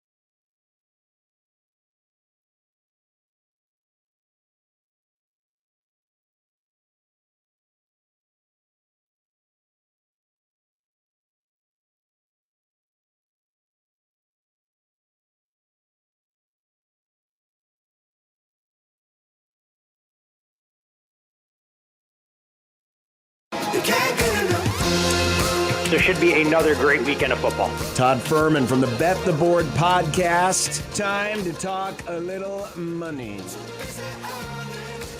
People fall in love with teams on the way they look in a non-conference schedule. I don't think there is enough wiggle room for me to get involved with this game going under the total early. And remember, it's a marathon, not a sprint. He is Todd Furman, Bet the Board podcast. One of my favorite Thursday traditions is to listen to that bad boy as I'm driving into Omaha. Mm-hmm. I listen today with Todd and Brad Powers and Payne Insider, breaking down some of the best games of the week in college. And, of course, they also do a pro football podcast. Mm-hmm. Todd joins us from the desert. Todd, how are you? I am doing well, gentlemen, but I do have to ask, and I never like to do this at the expense of your great listenership. What is the panic level like around Lincoln with 3 games remaining on the schedule and the Huskers still seeking that elusive 6th win to be playing around the holidays? That sounds like a poll question for tomorrow. I wonder what the panic index is. Yeah, my initial blush would be panicking. But there was the news of Holgorsen. Yeah. What do you think of them adding Dana Holgorsen as a analyst? I've watched Dana Holgorsen coach late game situations at a couple of programs along the way. I would take the headset and clipboard away from him when you get into the fourth quarter of a one-possession game. Well, that's not good because Nebraska sucks in those situations. The panic meter just went beyond the peg there. Now, the one thing I will say, Dana is still one of the visionaries from an offensive standpoint, and he's putting his fingerprints all over an offensive game plan to try and revitalize what the Huskers haven't been able to do in terms of identifying the big play and showing consistency down and down. I have to imagine that's where Matt Rule and company are going to lean on some of Dana's expertise. Josh, bookmark that for tomorrow. Yes. We'll ask a question. What is your confidence level that Nebraska can win at least one more game? In the final 3. In the final 3. Perfect. That's a great Friday it's topic. A great Thank Friday you, Todd. Topic. I've done my job, gentlemen. You've done your job. All right. See you later. That's Todd. Check out the podcast. No football. No, actually, there is football this week. But I did want to start at least a little bit locally since we don't have a Nebraska game to look at. A future Nebraska opponent facing off against the opponent that just put them into this mental abyss, UCLA, tomorrow night. Iowa is a 6-point favorite in the Rose Bowl. I'm trying to remember the last time Iowa won a game in the Rose Bowl. Oh, wow. 80s? I don't know if they never did. Oh, geez. Good question. Yeah, I don't think Brad Banks is walking through that door anytime soon to give the Hawkeyes a little bit of mobility at the quarterback position. But this game, guys, has been a battle in the market. We saw the number open with Iowa installed as a 6.5-point road favorite. Immediately took money on the underdog, driving UCLA down as low as 5. And since that point, we've seen a little bit of buyback. We'll call 6 kind of the consensus price tag, with this total coming down a touch as well. Iowa's been one of the more interesting teams the way they've been handled in the betting market. We saw the Hawkeyes take money against them against Michigan State. Michigan State backers were rewarded with an outright win. We saw Iowa take money against them as a 2-touchdown favorite against Northwestern. Game was competitive for a half before Iowa found separation. Even last week against Wisconsin, a team that you guys know I'm not all that high on, I was surprised to see the Hawkeyes get bet down from a 3-point favorite as low as 1.5 before there was a little bit of buyback. So clearly there's an influential betting group out there that doesn't like what they've seen from the Hawkeyes on a week-in, week-out basis. Long travel, short week against the UCLA team that has been a little bit undervalued from an ATS standpoint, lining people's pockets despite not winning a ton of games straight up. No real strong opinion for me on this game from a side. If the total were to tick up a little bit and get to that 45.5 range, I could see going under. Brandon Sullivan, an upgrade at the quarterback position, but still doesn't make this Hawkeyes offense the greatest show on turf, resembling the St. Louis Rams or anything of that ilk. Todd, Indiana is 9-1 ATS this year. They have not. The only game rather that they did not cover was all the way back on August 31st. They have covered. I should have done the averages before the interview because like last week they were 7.5 point. Oh, the spread favorites. differential? Yeah, and they won by 37. I mean, earlier in the year they were 44.5 point favorites. They won by 74. They are covering and they are doing so with ease. So that is the long way of discussing now this game versus Michigan. They are 14.5 point home favorites. This will certainly be the most talented team on paper that they have seen this year, though probably not the best team that they have seen this year. Is this like finally the week to sell on Indiana, or is that spread still too short? I mean, I tried to sell a little bit on Indiana last week. I had Michigan State in the first half +5. Felt real good, gentlemen, about my position when it was 10-0 at the end of the first quarter. And then the Aiden Childs experience went full Aiden Childs on me with short field turnovers and Michigan State's inability to do much of anything before Indiana raced out to that 47-10 win. When you look at their opponent this week in Michigan, I mean, this is a far cry from where the number would have been before the season, with Michigan about a 3-touchdown favorite in this spot. And the thing that's eye-opening for me with Indiana is that Kirk Cignetti's team has not had a letdown yet. We keep waiting for this team to put together a sloppy performance, and maybe it is because the strength of schedule hasn't been that daunting. But unlike the opponent that Michigan faced last weekend, when Oregon builds leads, they've taken their foot off the accelerator. Dan Lanning understanding that, look, margin of victory in the 12-team college football playoff, not going to go that far. I'd rather keep guys healthy and get them reps. Kirk Cignetti is the complete opposite mindset. If he can put his foot down on your throat, he's going to do so and continue to bolster Indiana as far as recruiting and what they can do on the scoreboard. And I'm sure this program would love nothing more than to be able to name the final against a team that has owned them over the last 30 years. 14, I thought, was a fair number. Not surprised that Indiana's taken money and we're out to 14.5. I stupidly thought there was a chance I was going to be able to lay 11.5 or 12 here. But if Michigan gets behind, they just don't have a path to getting back in the game, being as one-dimensional as they are. I think it's a lay it or don't play it type scenario, and maybe have to wait another couple of weeks until you get your pound of flesh fading the Hoosiers. Now, I'm not going to vouch for my math because I'm doing this on You're the doing fly it on the fly during an interview. But if my math is correct, yeah, Indiana's spread differential. This is in the 9 games they've covered, right? This is in all games. I'm counting the Florida International game too. Okay. Which, by the way, guys, they would have covered if you got the early number, because that game opened right around 3 touchdowns. Yeah. And it was only the closing number on game day that they weren't able to get outside as a 25-point chalk. Okay. Unofficially. Yeah. They have averaged beating the spread by 17 points. if I'm doing this correctly, the differential not bad at all for 153. The raw points are 153. I was talking to a couple people close to the Indiana program yesterday, and I found this entertaining more than anything else. Indiana's odds to win the national championship in football are actually shorter than Indiana's odds to win the national championship in college basketball. So we can officially call Indiana a football school now going forward.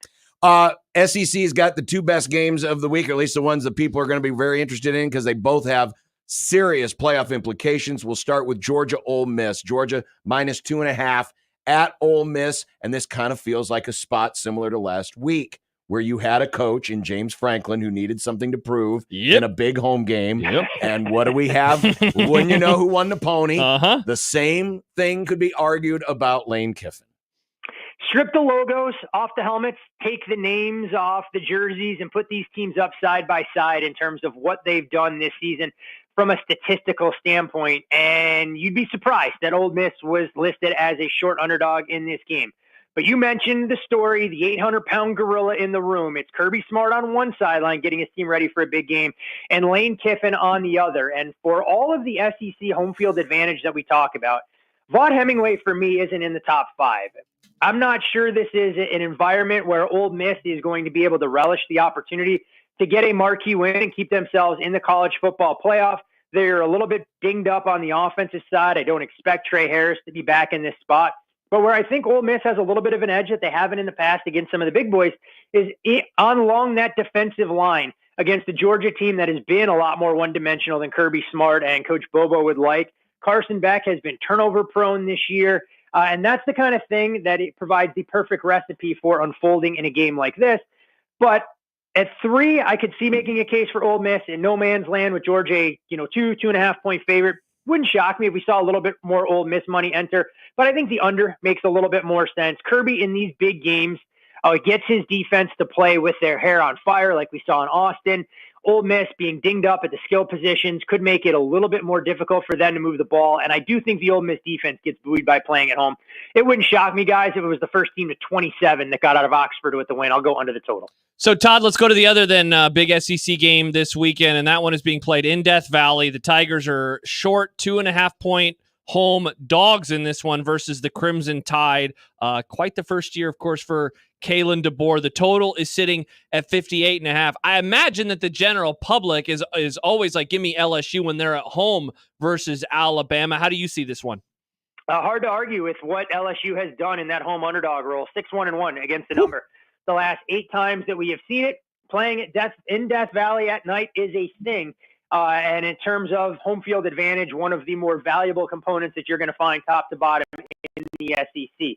Now, this is a fascinating coaching matchup in its own right because we've seen Kalen DeBoer in games of this magnitude at various stops, mainly at Washington last year. Not so much so far this season at Alabama, with extra time to prepare, always have a few wrinkles in store. For an LSU defense that's a little bit dinged up, the LSU offensive line has been their strength all season, but that group will not be at full strength either. As Grant Dellinger, their left tackle, going to miss this game with a little bit of an ankle injury. And for Alabama, Jalen Milroe's legs were the biggest X factor last year. LSU will be ready for it this time around, but I think it gives them an opportunity to get Jeremy Bernard and Ryan Williams involved, throwing the ball downfield. When I assess LSU's performance, the biggest key to beating the Tigers is getting pressure on Garrett Nussmeier. 19 of his 20 touchdown passes this year have come from a clean pocket. If Alabama can get him off his mark, they're not going to be able to provide the same level of pressure that A&M did, but I think that's what gives Alabama the pass. But again, I'll sound like a broken record. Like Ole Miss Georgia, 3 was very attractive to professional bettors. It's why some of the sharper shops sitting at 2.5. And we actually did see a little bit of over money earlier today. So 58.5 still out there, but some 59s as well. Fun game to watch. Not sure I have a compelling betting angle other than the fact that I'm sitting on an LSU regular season win total under 9.5. And I would rather that get put to bed on Saturday than hope that Oklahoma could get me across the finish line in the regular season finale. Todd, I wanted to ask you about the Holy War because BYU and Utah, with the various changes in conference realignment, have not seen this one as much as those of us who are fans of this rivalry would have liked in recent years. And so you have Utah, who is having one of their worst seasons in quite some time. You have BYU, who is undefeated, but like week after week, I know a lot of people have been saying this is finally the week to fade BYU, and they keep delivering sometimes in pretty crazy fashion. How do you see Utah in this one as a 2.5-point home dog versus the Cougars? Well, I was looking to fade BYU in this spot, but the betting market had other ideas. I didn't grab the 4.5 early, and at 3, that's kind of painted across the screen right now. Not going to be enough to get me to the window to back Utah, despite this being one of the more electric home field environments that we're going to see on Saturday for Utah team that you mentioned, Josh. 4-4 this season, and they were listed amongst the favorites to win the Big 12. Extremely disappointing. They haven't found much in the way of stability at the quarterback position, and the defense hasn't been as stout as what we've grown accustomed to in the past. But for a season that hasn't gone the way that the Utes would like, this is a chance for them to get that big Super Bowl type win, knock their most bitter rival from the ranks of the unbeaten in what should be, again, a fever pitch at Rice-Eccles Stadium. 3.5, maybe it gets a little bit of a buy on the dog from me. I probably won't have a chance to get to 4, but it's no doubt home underdog or pass. One thing to keep in mind in this game, Utah's been a little bit tight-lipped about their quarterback situation. Isaac Wilson has started the last few since Cam Rising was ruled out for the season. But some of the people that I've spoken to said they're splitting first-team reps amongst Wilson and Brendan Rose, the co-number 1. So we could see Rose out there, and I think he gives them a little more than a puncher's chance and a dynamic playmaker under center if they choose to go in that direction. Todd Furman, Bet the Board podcast. Curious, Todd, if you have an opinion on the one matchup in the NFL featuring 2 surprise division leaders. The Steelers going to Washington, and the Commanders are 3-point favorites. I think the Steelers are an excellent leg of a teaser should you want to go in that particular direction to be able to get them up through some of the key numbers. Now, if you like the Steelers straight, there are a couple of 3s available. Do make sure you grab the best of the number. Mike Tomlin off a bye, tremendous. From a straight up and ATS standpoint, 26-6 in his illustrious coaching career going up against a rookie quarterback. Now, Jaden Daniels, not cut from the same cloth as most rookie quarterbacks, so take that with a little bit of a grain of salt. But I do think the Washington offense can't sustain the torrid pace that they've been on so far this season. I mean, this is a group that's top 5 in third down conversions. They're 11 for 11 on fourth down, and they're scoring field goals or touchdowns on more than 60% of their offensive drives, a rate we haven't seen since the Saints back in 2018. Meanwhile, the Steelers defensively, just go through the list of opposing offenses they faced, and I think this defense is good, but I don't think it is as good as what we have seen from the counting stats standpoint. So tremendous chess match there. Also can't be ignored that both these teams have massive divisional showdowns on deck. Washington on the short week against Philadelphia, and Baltimore. Pittsburgh plays at home against Baltimore the following Sunday, but lean the Steelers at +3. Can also see making a case for the total, although the best of that number has also since sailed away at 44 that was out there. I went and I redid the math Okay. again. I just wanted to double check Yep. on Indiana and how many raw points they have covered the spread by. Yep. It's 154 through 9 games. That is insane. To compare, I have numbers that go back to 1995 on Nebraska. Sure. Nebraska's best full season that I can find was in 2009. Yep. They were +75 to the spread. For the whole year. For the whole year. I have partial numbers on 1995, one of the great teams of all time. And in 8 games, they were already at 110 points better than the spread. 2024 Indiana equals 1995 Nebraska. I guess. Wow. At least in terms of the bettors, because they make it very easy on you when you bet Indiana. You don't sweat There are out a few much. more things that Indiana football has to accomplish to get mentioned in the same breath as the mid-90s Nebraska heyday. Amen. Wow. Todd Furman from the desert. Todd, thanks again. We appreciate it. You got it, gentlemen. Enjoy the games this weekend. We will. Todd Furman of the Bet the Board podcast. By Wild. The way, That is isn't that wild. crazy? Because, it's funny. I wanted to ask him about the game, and so I was like, I'll go to Oddshark, and I was like, I think that they're either 8-2 or 9-1 ATS this year. Sure enough, they're 9-1, but Todd points it out. If you got that number earlier in the week, they're actually a perfect 10-0. But then you start looking, especially lately, because lately has been the time when people are like, I'm going to start betting on their opponents. I know that the Nebraska game was one of those, certainly around here locally. People are like, yeah, give me Nebraska. What was it? +6.5. They win that one by 49. So obviously they easily cover that one. The next week when they play Washington, 5.5, they're not going to cover that. No, they win by 14. Last week, 7.5 point road favorites. As Todd said, I had Michigan State plus the 5 in the first half. I was feeling good. They rip off all those points. They win by 37, so they cover the number by 29.5. If you blindly bet them, not only are you cashing, you're never sweating. That's the craziest part all year long, man. Never. 154 points better than the spread through 9 games is ridiculous. It really is. You would think at some point that they're going to catch up with them. Yeah. Vegas always catches up with you. They haven't caught up with them yet. The spread this week is what? 2 touchdowns and a hook? It's either 13.5 or 14.5. The one that I just was looking at was 14.5. It was 13.5 earlier this morning against Michigan. Yeah, and if the averages hold, that means that Indiana's going to win that game by 31 points. By the way, in this stretch now, they're 9-0 against the number since the. Or as he said, they're 10-0. They're 9-0 against they're 9-0. They played 9 games. Yeah, 9 games. That okay. That's what I was looking at there. So the one that was closest, outside of the FIU game in this stretch is the game versus Northwestern. They were 13-point favorites and they won by 17. So they still covered it by 4. And that's the closest. That's the closest.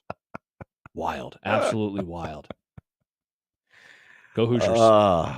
And some people think they're not very good, John. Who are these people? I don't know. They must not know ball. Yeah, even though the 2009 Huskers were offensively challenged, they finished the year +75 to the point spread. Mm-hmm. It definitely helped that they were 2-point favorites in the bowl game and beat Arizona by 33.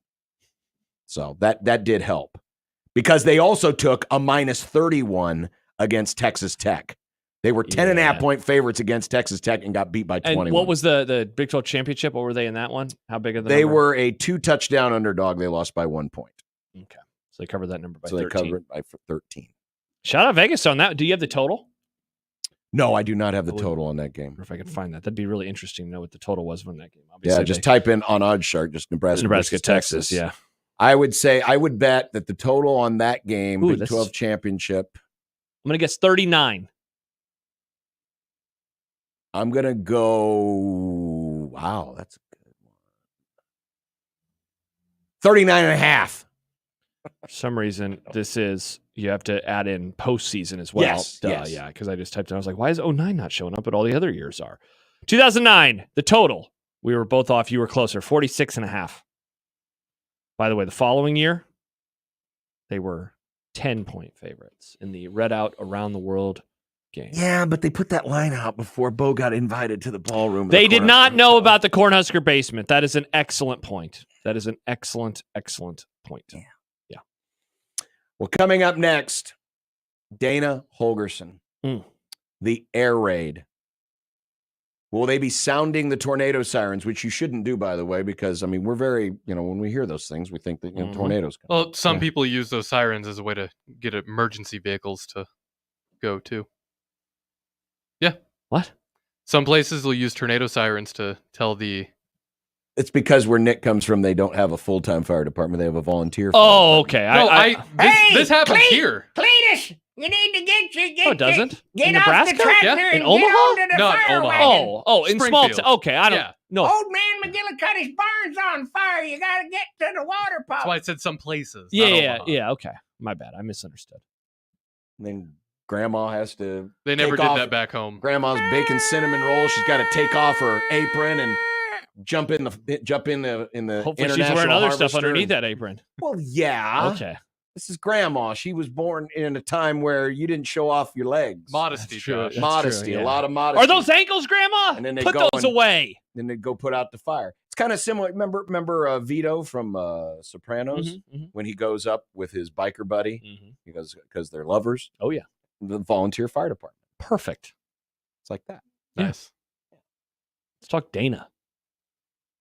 Altman and Phil Damn, Snow. Oregon's taking over the program. They See, I really- told you Oregon's Yeah, taking over the you were program. not wrong. Dana Carvey. 16-20 the zone.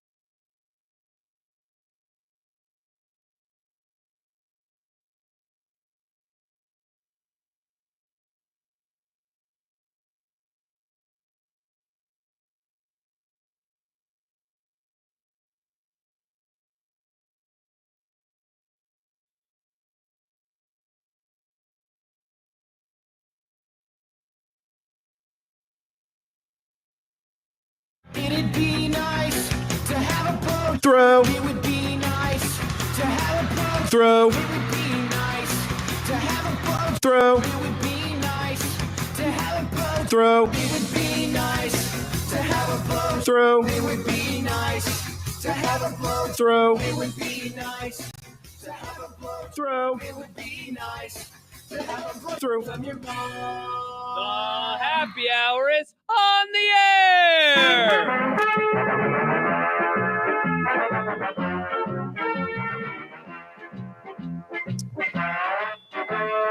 Welcome back to the Grum. I hope you had a productive day at work. I hope it was rewarding.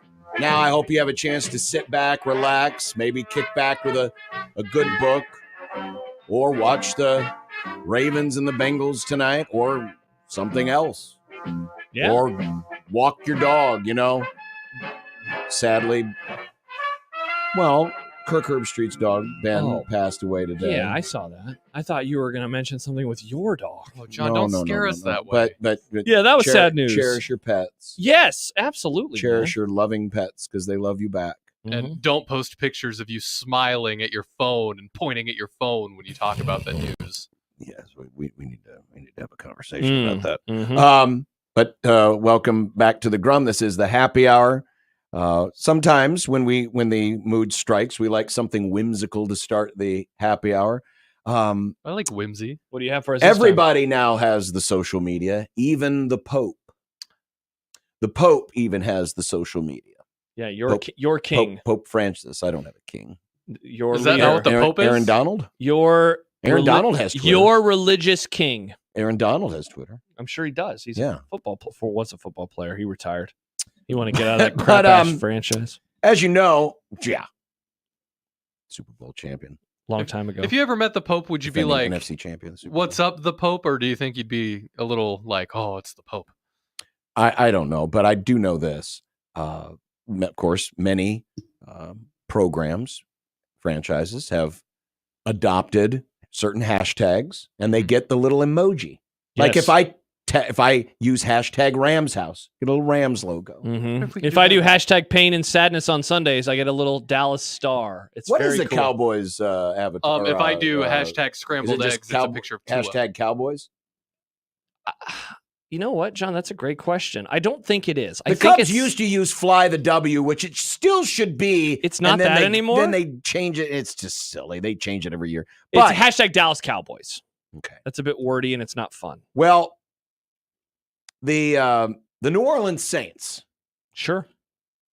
use the hashtag Saints, Sure. and when you use the hashtag Saints, You get a the little little fleur-de-lis, shows which is up. the symbol on the side of the Saints helmets, shows up next to the hashtag. Mhm.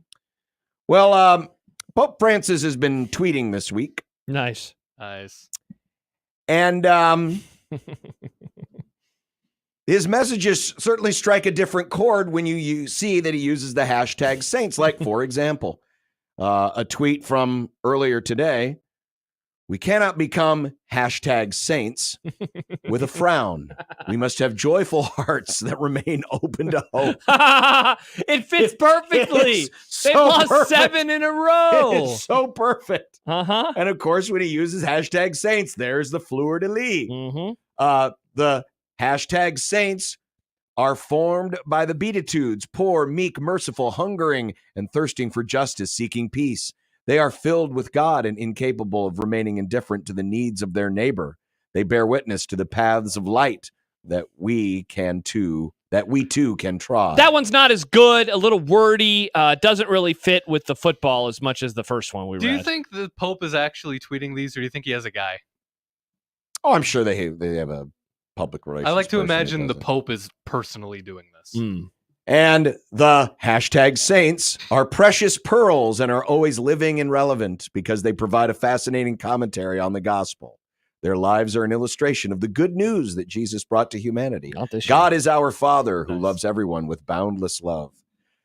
That Great messages, but when you add the hashtag Saints, it definitely lands a different way. I wonder why the first Pope one feels it necessary. I mean, the message is the same whether you use the hashtag or not. If he just uses the word Saints without the hashtag. It's a bit old school. Old's like using the hashtags, on Twitter. So maybe that's what it is. Maybe he uses it as like an emphasis kind of thing.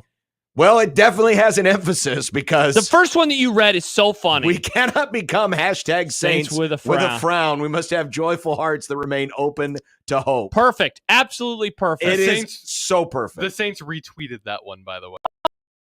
Oh, that's very And nice they of said, them. Amen. They Yeah, should. Oh, yeah, for sure. They should. So Yeah, it's been a rough year. So I'm glad that the Pope has the New Orleans Saints back because God knows nobody else does. No, I cannot believe they beat the Cowboys by 1,000,000 points this year.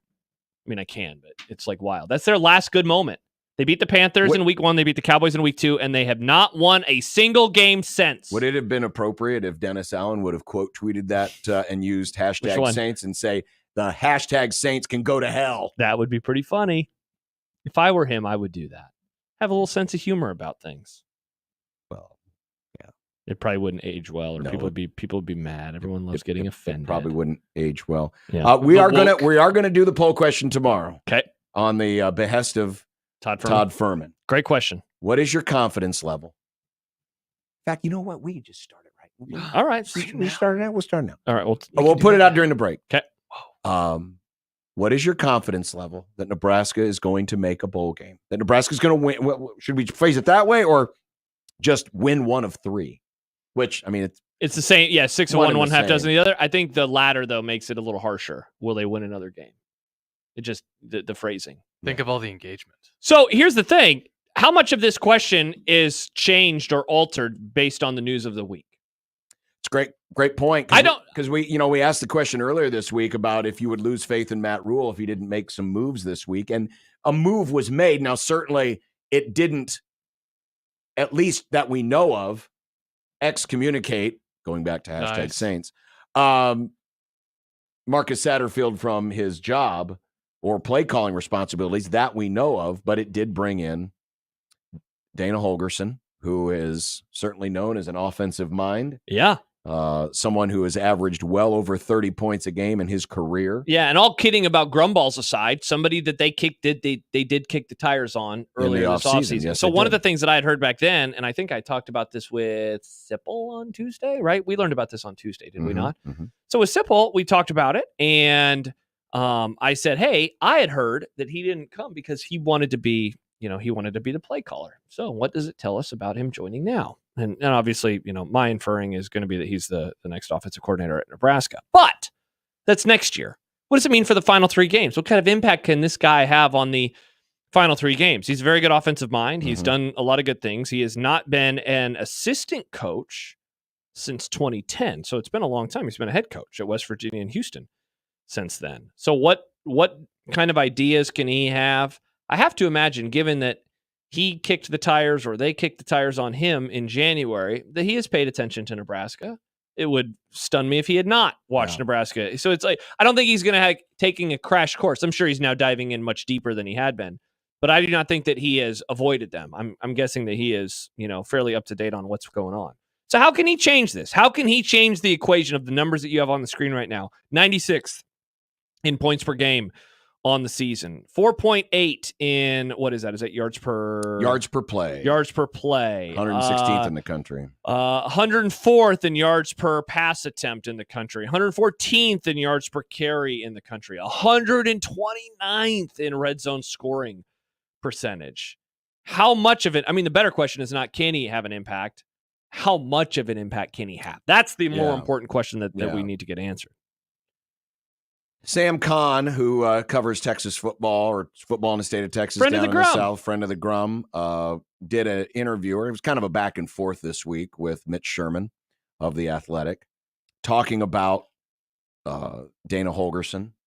And one of the things that was mentioned by Sam Kahn was one of the things that wasn't very good with Holgorsen was the organizational skills, the new way of having to coach, the recruiting, just being more of the overseer versus, getting down into the nitty gritty of X's and O's. And that was something that he didn't feel was one of his strong suits. And when it came to just focusing on, offense, that that seems to be an area where he's a lot more comfortable. So going back to the point of he hasn't been an assistant since 2010, this might be one of those deals somewhat similar to Chip Kelly at Ohio State, where it's, you know what?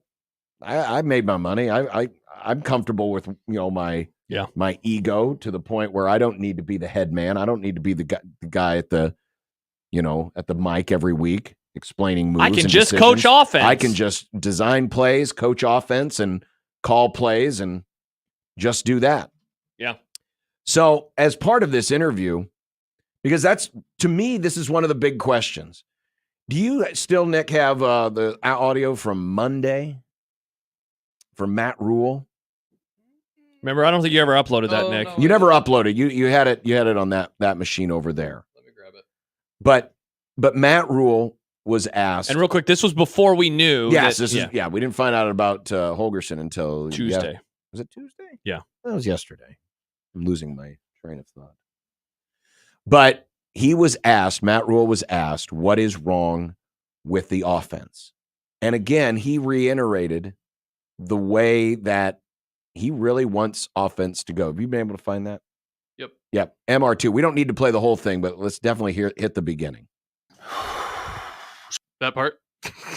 Good job. Great clip. Sure. It's a great question. We're not able to run the ball to control the game. I'm a big believer that you have to be able to control the game.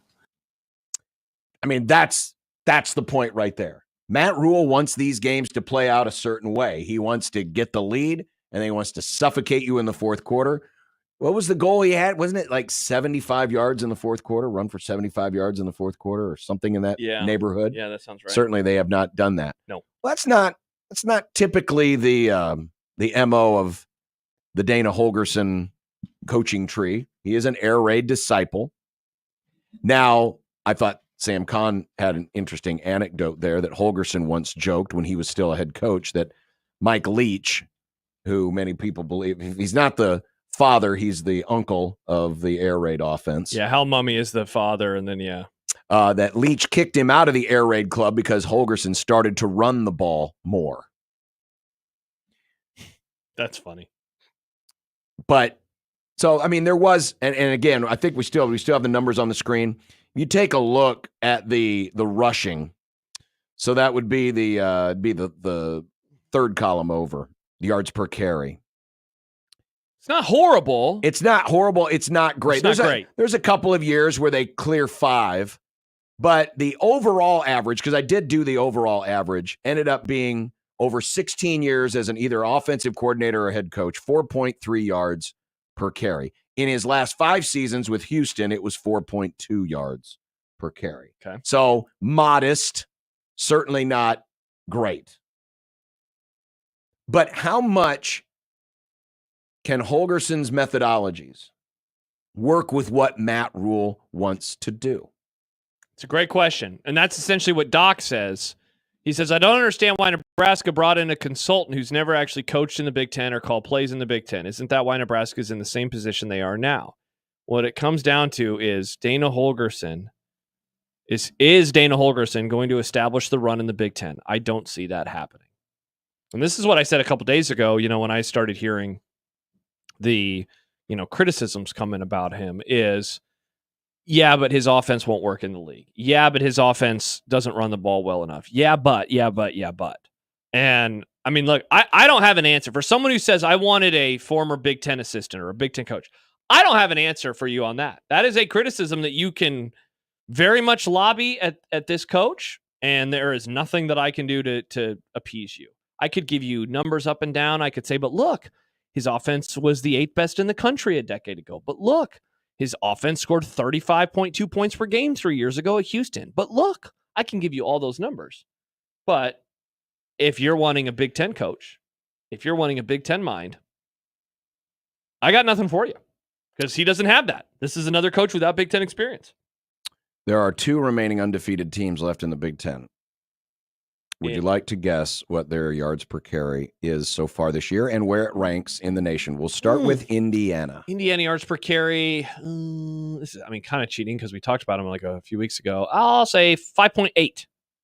It's 4.9. Whoa, I was It's way off. 41st in the country. Okay, Oregon. Oregon. I'll go 5.2. 4.7. Wow, way off again. 54th. Interesting. So you don't have to run the ball to have a good offense. Or you don't have to be an elite rushing team to have a good offense. At least that Yeah. That would seem to jive with what you're saying. Yeah, yes. for sure. For sure. Now, I am someone Jive who with is the not stats. at the altar of the Big Ten. I think that the mindset, and like part of this too that I got on Tuesday was from other fan bases of like, haha, good luck. This is stupid. And as I've been saying now for weeks, John, if you bet with the house, you're going to always win. If you bet with Nebraska struggling for whatever reasons, inertia, or because they're getting too cute, or because they're bringing in a air raid guy, the recent history says you're probably going to be right. So again, there's like, I don't have an argument against that, which makes discussions like this, in a way, it's just like you're bashing your head against the wall. See, to me, the bigger argument is not, can it work? Are you saying can it work with Rule? I'm saying yes. How can Rule, who seems to be steadfast in his approach, he took pride that was the approach that his teams had previously. And I don't have the numbers right at my fingertips, but he was coach at Baylor from, what was the good year he had was 19. Baylor averaged 4.6 yards a carry in 2019. Well, you know what the response is to that. He did it in the Big 12. That's probably. Yeah. But what I'm saying is, though, this is what Rule wants to be. Is it him admitting that that's not the way it has to go anymore? Is it his way of saying, hey, you know what?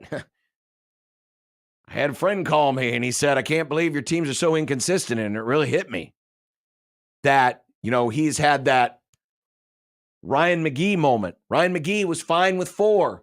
This year happened, and it's like, wow, look at all these games that have meaning. I'm pretty cool with this 12-team playoff. Is Matt Rule reached that same consensus, and that's why he's willing and open to bring in somebody who has a mind like this coming into the program, keeping in mind he was already talking to him in January in the off season. Yeah. So it's not like this is not in response to the first 9 games. This isn't like a break glass in case of emergency.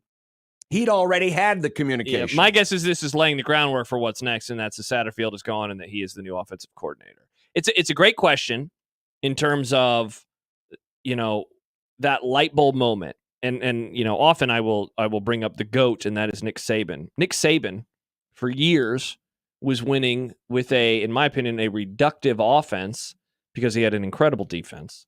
And they won multiple national championships because they were able to. But there became a time when Hugh Freeze suddenly was putting a lot of points on them. Ohio State beat them in the college football playoff. And you look and you're like, wow, what in the world is happening with Alabama football? They can't keep up anymore when they play these high-flying offenses. And so what did Nick Saban do? He brought in Lane Kiffin, and he completely changed his style as a coach, where he had once been I formation, slow, plodding. They're going to just physically beat you down, but occasionally get got when they play good offenses. They took the 5 stars that they were recruiting, and then suddenly they gave them this offense that was darn near impossible to stop. Now, Nebraska doesn't recruit at that level, but I do wonder if there is something to be said for viewing the current plight as a very, very, poor man's version of what Alabama viewed themselves as a little, about a decade ago when they brought in Lane Kiffin. I love this. I love trying something different, but again, like, I will say that there's like this part of me that's like, Uncle, I don't have an answer if you're like, I want a Big Ten guy, or I don't like this type of offense, or this won't work because it only worked in the Big 12. I can't argue against you because I've tried for years. And if that's the type of football that you want them to play because you think that it's going to, work, sorry, this ain't it. Here was an anecdote from Sam Kahn of The Athletic. This is from Mitch's Q&A today. Mm-hmm. Holgerson is adept at playing to his team's strengths and taking what a defense gives him. A perfect example came last season in Houston's near upset of Texas. The Longhorns had 2 of the best D tackles in the country, eventual draft picks Devondre Sweat and Byron Murphy. Instead of taking a stubborn approach, Holgorsen didn't even try to establish a run game. Houston threw the ball 46 times, attacking a banged-up Texas secondary with speedy receivers. It handed the ball to a running back just 12 times. Holgorsen has been on the cutting edge of trends, from going up-tempo to the RPO system. He often found creative ways to run. He added nice wrinkles to air raid staples to attack defenses. If he's not overtasked as a head coach, I have little doubt he'd evolve further and find success. He still loves calling plays and coaching ball. That's Sam Kahn of The Athletic. Interesting. Who covered him when he was down in Houston. Here is Scott. Hi, Scott. Thanks for waiting. You're in the zone. Hey, guys. Hope you're doing well. Hey, Scott. Josh, you bring up a good point, all right? There's a decent portion of fans that think, yeah, that the groundwork's already being laid to make this change. If Rule believes that and just isn't going to tell anybody, what is the downside to getting rid of your OC now? I mean, you could make a case that the Satterfield performed worse because now he thinks he's under the gun. Probably, I mean, if that's me, I view that as, hey, I'm really on the chopping block. And I don't know if that makes you a better OC the final 3 games. You could actually argue that if he does make a change now and just broke it clean with Satterfield, that from a fan perspective, you actually buy yourself a little grace because you've got a new coordinator in place. So anyway, just wanted to get your thoughts on that, guys. Thanks. It's a great question. So first of all, I don't think Satterfield, it's not even writing on the wall. I think that all parties know where things are going and there's, an agreement to be made. So like, I don't think Satterfield's looking over his shoulder like, wow, what are you trying to do here? He knows what's going on and he will be leaving. So I feel very comfortable saying that for a variety of reasons. Why not make the move now though is a really good question.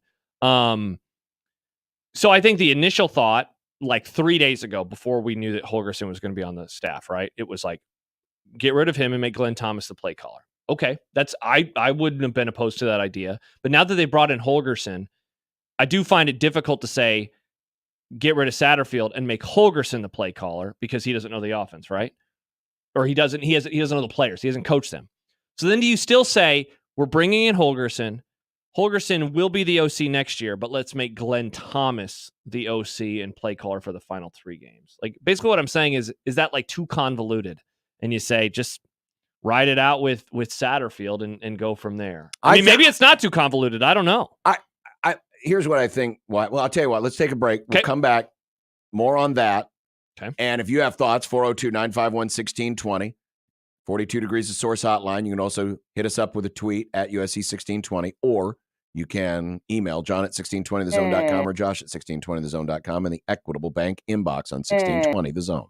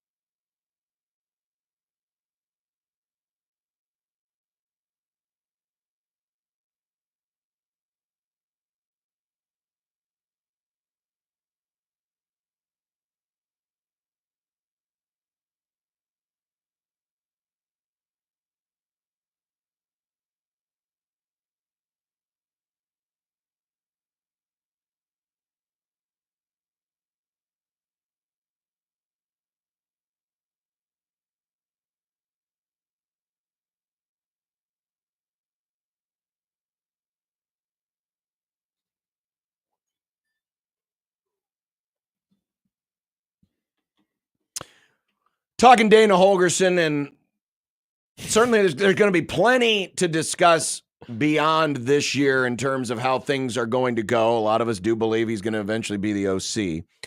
But what can it do for this year? Yeah. You brought up the scenario of, well, Holgerson's not going to call the plays, but what if you had Thomas call the plays? So, because the question is, why not just make Thomas? And my response would be, if he's not going to be the OC next year, is it silly for him to suddenly take over with 3 games Yeah, I think it would be. I think what you will see is, obviously, they're using this week. I'm also guessing that Holgerson's probably been keeping an eye on Nebraska. Yes. The whole time. We talked about that earlier. So he's probably got a file on them. Yeah.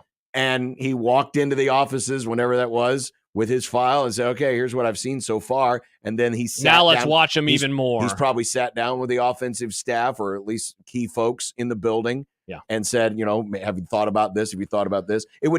There will probably be new wrinkles in the offense. There might be wrinkles off of current plays. There may be new plays added, but it's not going to be wholesale change. It's not going to be a wholesale change. I would guess that there will be some influence, but it's not going to be all right, here's our old playbook, throw it in the trash. Here's our new playbook. Obviously, that's not going to happen. But there will be some, probably different wrinkles. And why not? For crying out loud, you've got a bye week. You've got a chance to maybe. This is the real chance. This is the chance to do something, which is why it would have been still 9 days away. It would have been foolish not to take a very deep look internally this week, when you have an opportunity where you don't have a game coming up on Saturday that you have to focus on. If you're not going to remove him as a play caller, this is definitely the next best thing, because at least you're trying to do something different rather than bashing your head against the wall. A couple of comments coming in. Text from the 402. Rule doesn't even have to fire Satterfield. He could just put Thomas in as a play caller. And I think you and I have already given our reasons why we don't really like that idea, or maybe don't think it'd be the best thing. But adds, I'm concerned that Satterfield will be here next year. If he doesn't pull Sims from a game after 4 turnovers, I'm not convinced he fires Marcus. I will put it on the list that he, and I guess, is that even list worthy? He is not going to be Nebraska's OC next year. Period. End of story. But was the concern that he would just be here in another role, like maybe just take a lesser role? Oh, I guess so. I guess that could be part of the concern. I took it to mean, there's a concern that, oh no, he's still gonna be the OC next year. But maybe that person is concerned in that way.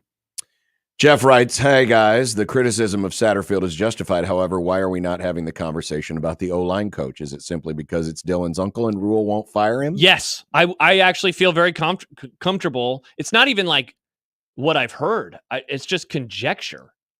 The answer to that, I feel like, is yes. I think so. Don't you? What do you really think the odds are of Dylan Raiola staying at Nebraska if his uncle gets fired? Hey, who did you ask? Was it Sipple that you asked earlier this week? Do you think that Dylan has like input, or did the Raiola family stamp this? You asked that question, right? Yeah. Okay. One of us did. Okay. And you asked that question because you think that they are probably stamping things, right? Well, sure. I mean, he is your future. Okay, so if he is your quarterback, you want So if you feel that way, there's no way in hell they're stamping the firing of the offensive line coach, right? Okay, so yeah. No. Now, that is not me saying you should feel good about that or that you have to enjoy that. You can be pissed. I don't care. Get mad. All you have to do is, when Dylan got hurt on Saturday, who came out to see Dylan on the field? The trainer, Matt Rule, and Uncle Don. Great point, man. I noticed the same thing too. It's a tight family. Sad Husker fan. They're not paying him $1.4 million for a tight ends coach. Yeah. Oh, so he's saying so he'll be gone. Yeah, I couldn't agree more. Yeah, probably. I mean, honestly, I haven't really thought that far into it to wonder if that's going to be the case. Yeah. The question is, what else? Who's gonna call the plays and how the offense is going to look? And the other thing, and what other changes? The other are thing, coming. and I brought this up yesterday, was we know who Dylan admires. We know who Dylan patterns at least some of his game off of. We know who Dylan has worked out with. That individual comes from Texas Tech, which is one of the birthplaces of the air raid. And there's probably some connection there. Yeah. Even though Holgorsen has no connection realistically. I mean, he did coach 1 year at Texas Tech, but there might be a little bit there too, and it goes beyond just symbolism. Yeah. This is an offense that could help him. I guess the question to ask, and I'll try to remember to look into this and have it for tomorrow. How many pro quarterbacks has Dana Holgorsen tutored? All right, let's put this back on the screen. All right, so 07 Texas Tech, that would have been the Graham Harrell era. I think he had a cup of coffee in the NFL. 08, 09, was Case Keenum there? Was Case Keenum at Houston in 08 or 09, or am I remembering wrong? Oklahoma State in 2010 would have been Brandon Weeden. He started for the Cowboys once. Yeah. He wasn't very good in the pros. He was good in college, though, man. Brandon Weeden was really good in college. West Virginia, in that time frame, you're going to have the Geno Smith era at some point in there. I think in the early portion of the West Virginia regime. Who was his quarterback at the end? I can't even remember. Yeah, Keenum was the quarterback in 2009 at Houston. Okay, so NFL in 07, NFL in 08/09ish, NFL in 10. Geno Smith comes along. He was at West Virginia, I believe, in like the 2012-ish range. So and that guy's still in the NFL, obviously. He's with the Seahawks. I don't remember who the quarterback was at the latter stages of his West Virginia run, like 2018. Which year are you looking at right now? Oh, I'm sorry. What do you mind? I'm just trying to figure out like 2018 West Virginia. I don't remember who their quarterback was. 2018 West Virginia football was Will Grier. Okay, so there's another one. Good call. And then he went to Houston, and trying to remember who they had in like 2019, 2020, 2021 Houston. So multiple NFL guys. Now, none of these you're not listing off of Mahomes or anything like that, but still, De'Aaron King was his quarterback in 2019. Clayton Tune was with Houston. Clayton Tune is in the NFL. Right. So like a lot of guys. I mean, that's a long way to say quite a few guys. Like you said, though, none of them are Hall of Famers. Geno Smith is probably the best of the bunch, and he has hung around for a long, long time. So, pretty solid. So he has definitely tutored NFL quarterbacks. Randy writes into the Equitable Bank inbox, Holgorsen is here to keep Raiola here. If the same continued for the rest of the year, DR will hit the road. What was that? Say that again. Randy says that Holgorsen is here to keep Dylan. Oh, okay. John says if Holgorsen is all that, then why hasn't he been a head coach yet? John, I think John's just trolling. Either that or John's an idiot. I mean, he was a head coach. Why can't he be both? He was literally a head coach last year. He was a head coach last year. Literally he was last a head year. coach for 14 seasons. Yeah, exactly. There you go. Maybe we're just getting trolled. I don't know. Mm-hmm. All I know is this. Content is coming up next. What do we got in content today? Well, more on last night's Creighton debut and the Ryan Kalkbrenner experience. Will we talk about Jason Green? Not as much about Jason Green. Also, LeBron James, and Ja Morant were NBA. jawing with each other last night. Okay. On 1620 The Zone.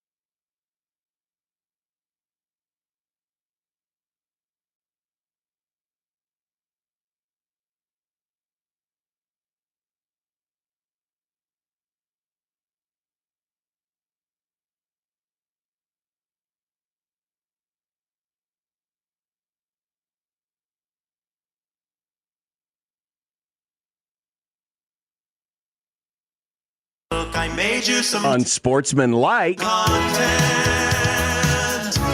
Unsportsmanlike content. Unsportsmanlike content. Content that's unsportsmanlike. All right, Nick, let's get to some content. Fire away, Nick. Firing away. After playing Nebraska ball close on Monday, UTRGV did the same to Creighton last night, losing by 13 points and making approximately 103 three-pointers. It was only 13. They're not in 14. your buddy Bart's early bracket, but is Bart wrong, John? He's definitely wrong. No, This is like one of the greatest 0-2 teams I've ever seen in basketball. This is a team that's going to be a factor in the Southland Conference, I think. Yeah, why aren't they in Buddy Bart's bracketology? Because they're not going to get an at-large bid. Also, Teams he in has the Nebraska. Southland Conference don't get at-large bids. Maybe they'll win the league. With how they played Well, the last yes, few days, of I think they're course. going to be a tournament team. It was. I mean, they certainly were exciting last night. They're fun to watch, man. Every time Creighton, it looked like they were going to kind of pull away and win comfortably. They'd knock down a couple threes and suddenly it was a 5-point game get a again. live ball turnover, and here we go.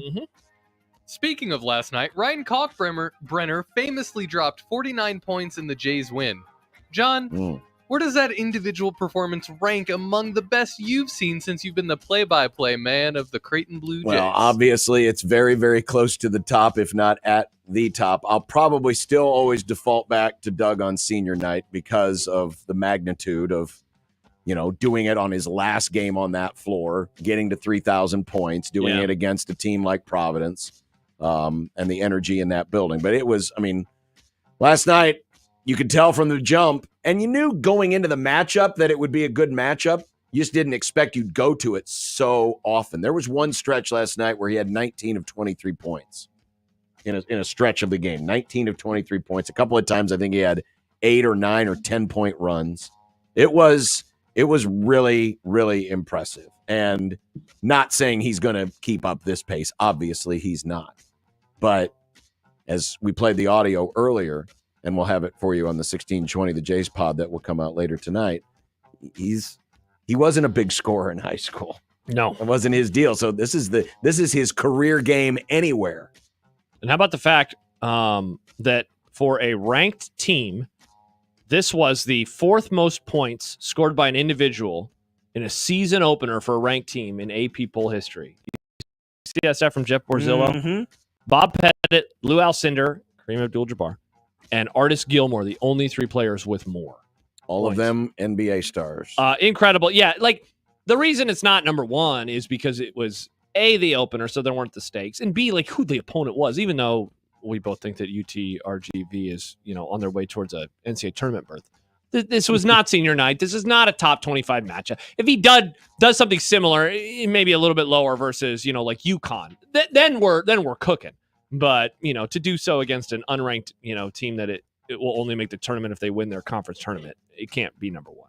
I hope that they make a run so national TV broadcasters have to just say that name over and over. Jack and over Mitchell again. hates this team. I He think hates it would this. be funny. He hates it's too many letters. It is a lot of letters. A lot of letters.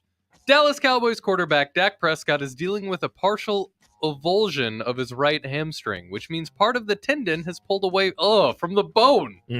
Josh, how do Nick. you plan on enjoying your Sundays from here on out? With the Cooper Rush experience. Trey Lance? It's going to be bad. Well, you know what? Why not? S's and G's. Put Lance on the field. Let's just see what happens. It's going to be bad. I mean, this season's already sucked. Now it's officially over. It's such a bummer. It's November the 7th. There's so many games left. So many games. They're 3-5. If I can survive 2022 Rams, you can survive this year. That's true. I don't really get a whole lot of these years. Usually they're good. They're good. They win games. They make the playoffs. When they're not good, they're like 500. I don't get a whole lot of these types of seasons. The last time that this has happened. So what you're saying is you're due. You deserve this. No, I do not deserve this. I definitely don't deserve this. And the Cowboy fan base deserves No, this. we're good people. We're good people. Some of us are good people. I mean, they got We're not their- annoying online. Cowboy fans got their victory early this week. What was that? The Cowboy fans got their victory. I know they earlier this did. week. A lot of the fan base They were definitely lighting got. off firecrackers near my house. Yeah, they got a A lot of cheering this week. Well, that was for the medical marijuana, John. A lot of the. Oh, is that what it was for? Hey, column A, column I B. honestly thought Nebraska finally scored in the red zone. That's what I thought. On a Tuesday? What is it, Mac? Well, as we've documented, it takes a long time for them to score in the red zone. It does. They possess the ball better in the red zone than any other team in college football. Tonight's Thursday night football game is actually pretty solid. The Bengals, winners of 3 out of 4 are in Baltimore to take on the Ravens. A month ago, Baltimore won 41-38 in overtime. Tonight, they're 6.5-point home favorites. Who you got? The Ravens at times do tend to play down to their level of competition. I mean, they lost to the Raiders. Did they lose to last week, the Browns? Last week they smoked the 2 weeks ago, the Browns. They smoked the Broncos. So they killed the Broncos. Short week. Travis Henry. Derrick Henry. Why do I keep saying Travis Henry? You don't know ball. He's got. I Kelsey do on the know brain. ball. I just don't understand why it's always old man brain. What's your name again? If you had your glasses, I mean, I'll you take would the remember. Ravens, but I wonder if it'll be another tight one. These teams play a lot of close games. I think I picked Cincinnati to win the last one. I felt good throughout the majority of it because they had the lead at a lot of times. Give me the Ravens to win, Cincinnati to cover. I think I picked the Ravens on this one. Nice. The Texans are going to try to distract the Lions with their new blood clot uniforms on Sunday Night Football. I'm sure I think these things are sick, but will these uniforms make America sick? Let me see them, John. Well, did you never upload this? Yeah, I did. It's right there. The helmets are cool. No, these are awful. These look dumb. I don't like them. It's so much red. It's a lot of red. It's just dumb. Yeah. Wow. What is this? McCarthyism during the 50s? Nice. Yeah, I don't like these very much. Who are they playing? Oh, the Lions game. The Lions. Here's a take. And I apologize to the one Texans fan in our audience, Matt DeMarinis. I don't like Houston home games. No? It doesn't look good on TV. I don't like their stadium. It's boring. Maybe they're going to renovate it after they keep winning. I don't like their games. I like Lions home games. I don't like Houston Texans home games. I don't know why. LeBron's friend, and I guess you could say his head coach, J.J. Redick, after LeBron dropped 39 in a loss to Memphis, 131-114. I think LeBron was fantastic tonight. I mean, the biggest thing that stood out, I mean, I had no idea he had 39 until I'm not looking at the box scores during the game, but, you know, he played hard. You know, he's almost 40 years old and played the hardest on our team. Says a lot about him. The Lakers went 1 for 4 on the road trip and are now a mediocre 4-4 this season. Does LeBron's friend, head coach, have a problem in the locker room with the rest of LeBron's teammates? Hey, he's an old guy. He's grading him on a curve, apparently, because he's very old, and he still played hard. He did play hard. Or is this a criticism that LA's catching, that he is showing favoritism? Well, you knew he was going to show, you're going to show He's his favoritism because it's podcast LeBron, partner, yeah. and it's his buddy. I mean, that's the only reason he got the job in the first place. Though, I don't know if you saw the news. You see this year about this? Dewey Cox died? Somebody on the Lakers got sent down to the G League. That's all I'm going to say. About time. Wow, really? I guess that prediction's done, isn't it? No, he played for him. Oh, that one. Yeah. Yeah, Christmas is... It could be. You can still come back from the G League. Yeah, Nick, you don't have to be condemned there for life. Yeah, they're not throwing him in G League jail. Yeah. On the other side of the win... Well, he's a little baby. Little kid, He is so tiny. It's G League timeout. He's the Garrett McGuire of NBA players. Sit in the corner, turn face away. Tiny baby NBA player. I hope people don't think that was a secret list. Mhm. On the other side of the win, Ja Morant gave LeBron the too small celebration, a gesture that LeBron returned to Morant. Ja made it clear that his game was personal to him. I don't like them. They knocked me out of the playoffs. And then last year, we had a game and they came in here and popped it on our home floor when I was in street club. So I wasn't a night. Told them that last time too. 2 questions. Is Ja permanently living underwater? And do we have a new rivalry in the NBA? Hey, I mean, that's the quality of the video. It's quality of the audio. I can't Shout out, Nick. help That it. was a good joke. Thank you. Do we have a new rivalry? Yeah, why not? Come on. You got to do something. Who do the Lakers have as a rival anymore? The Kings. I still hate the Kings from 2002. Like the beam. You can't have a rival. Screw you, Sacramento. You can't have a rival suck. with the Kings. They're Cowtown. They're too good for you, and Doug McDermott's not even paying any attention to you. Nice. You need a different rival. I mean, and it can't be the Celtics. We're too good for you. No, you stop it. So this is perfect. I like it. Go Ja Morant, John at LeBron. I guess they're both at the I like it. same part of the standings. Grizz number 9, Lakers 10th in the Western Good. They'll be Conference right now. fighting for that play-in game. Wow, did you know the Suns are at the top of the West at 7-1? Oh, congrats, They won 6 in a Jacob. row. Yeah, shout out to Jacob. Jacob, you just woke up probably.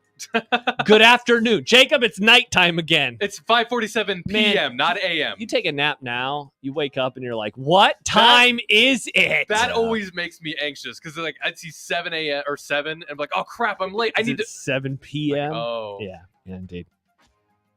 The parent company of the convenience store chain Come and Go is going to rebrand all of its stores to the corporate name Maverick. Soon, Come and Go will have came and went. Sad. Shout out to coming and going. I still remember the first time because they hadn't come to Nebraska yet. Oh. So they haven't gone to Nebraska So the first time I saw the sign, and of course I giggled. Oh, yeah. Yeah, as you should. It's a funny name. My mom has a name for those stores that I cannot repeat on the air. But Oh. It's very funny, and I think about it every Interesting. time I see it. It's also the only place that sells the tea that I like to get cold in the fridge. Oh, I see what you mean. I was going to say, like, a grocery store doesn't have the tea you like. Target has it, but it's not cold. It's not cold. Yeah, you Yeah. got to put it in the fridge. He likes it cold, John. He wants to grab a bottle of it and have it fresh cold. Well, it's a can. It's the liquid death. He wants to have it fresh Oh, cold. Liquid No, death. Why does that trigger you so much, John? Because that's such a terrible Everything name. Nick has said off the air the last... a terrible name. Interesting. It's a terrible name. Liquid death. But the tea's good for you. It's got a bunch of B vitamins, and it doesn't have as much sugar as a lot of the it's other an teas. ironic name. Get it? It's good for you, but it's called Liquid Death. I always see it and I think it's an energy drink. By the way, going back to... or it's something that your ghost band drinks before they play their soft, yacht rock. You know, a lot of bands do drink water on stage. Monster used to put water in Monster cans. They called it tour water. By the way, going back to the napping thing. So one of my college roommates, he notorious for staying up, honestly, kind of like Padilla, right? Jacob Bowers, Yeah. 4 or 5 a.m. Well, that first Saturday into Sunday, like this past one, back in, it would have been 2011, he stayed up super late on a Saturday after a Nebraska football game and, slept and slept and slept and slept. And so by the time that he finally came out of his bedroom on that NFL Sunday when I'm watching games, the sun had set again. Oh my God. And I was like, oh my gosh, dude, it is so late. What are you doing? I don't know how he functioned. And he has a very successful career. Well, congrats. Very successful career. I fell asleep in high school after school one day, and I woke up a couple hours later, but I thought it was 7 a.m. the following morning. Yeah. And I was bummed because I missed dinner because mom was making something I wanted that night. Oh, sad. A couple comments real fast before we go to a break and then get to what's for dinner. Casey Mike's mom writes, don't worry, I'm not rebranding my house. I won't read the rest of the text, but you obviously get what it says. Padilla, sadly, have you seen this? Have you heard about this? Yeah, I didn't want to mention If it. I had just woken up, I would have avoided this, so I wish that was true. He got in a car accident Oh today. my Someone gosh. get him. Yeah. Jacob, hopefully you're okay, man. Yeah, I hope you're Well, fine. I mean, yeah, but he's well enough to be To able tweet. to People can tweet when they're injured. I mean, he's got his cognizant abilities and his ability to tweet. I mean, the last car accident I was in, I just lost my bumper. Yeah, you didn't tweet. Though I I would did- guess if you were, I did tweet, I if you were Mm-hmm. bedridden and seriously injured, the last thing you'd be wanting to do is tweet Or watch the I don't know. NBA. But I don't know about kids these days. Yeah, you never know with kids. Oh my God, I just got in a terrible car accident. I must share this on my TikTok. No, I mean, I think Jacob Yeah. literally did that earlier, John. So this voice that you're using, you're describing Jacob. No. I'm not describing Jacob. Interesting. I'm describing, people wanting But to put Jacob the did video. that. Jacob got in a car No, accident and he he- tweeted about it. Wow. So John's doing horny Ronald Reagan impressions and Jacob And Padilla nerdy impressions. Jacob car accident impressions. That's rude.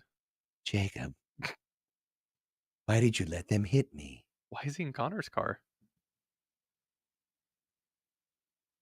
She's everywhere. Connor's horny car coming to theaters near you. After we make the movie about the dystopian world. Yeah, no, without this is our second one. We're going to do it. It's going to be our best idea yet. On 1620 The Zone.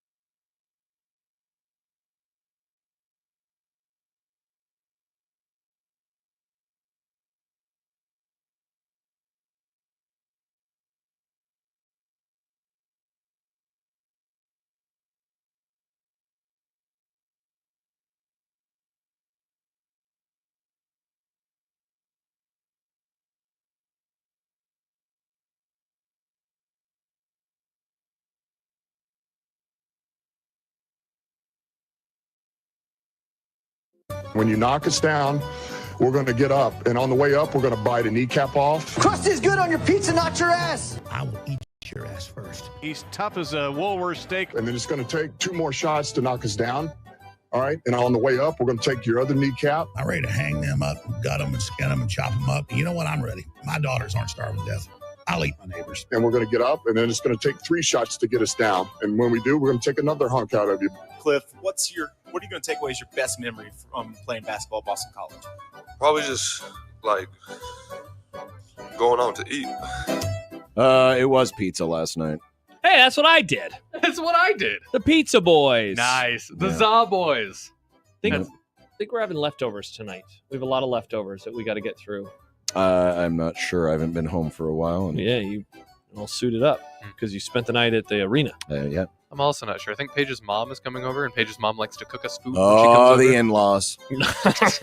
The old battle axe. Hey, by the way, don't forget about the big game blowout $15,000 giveaway on 1620 The Zone. You can enter to win right now at 1620thezone.com.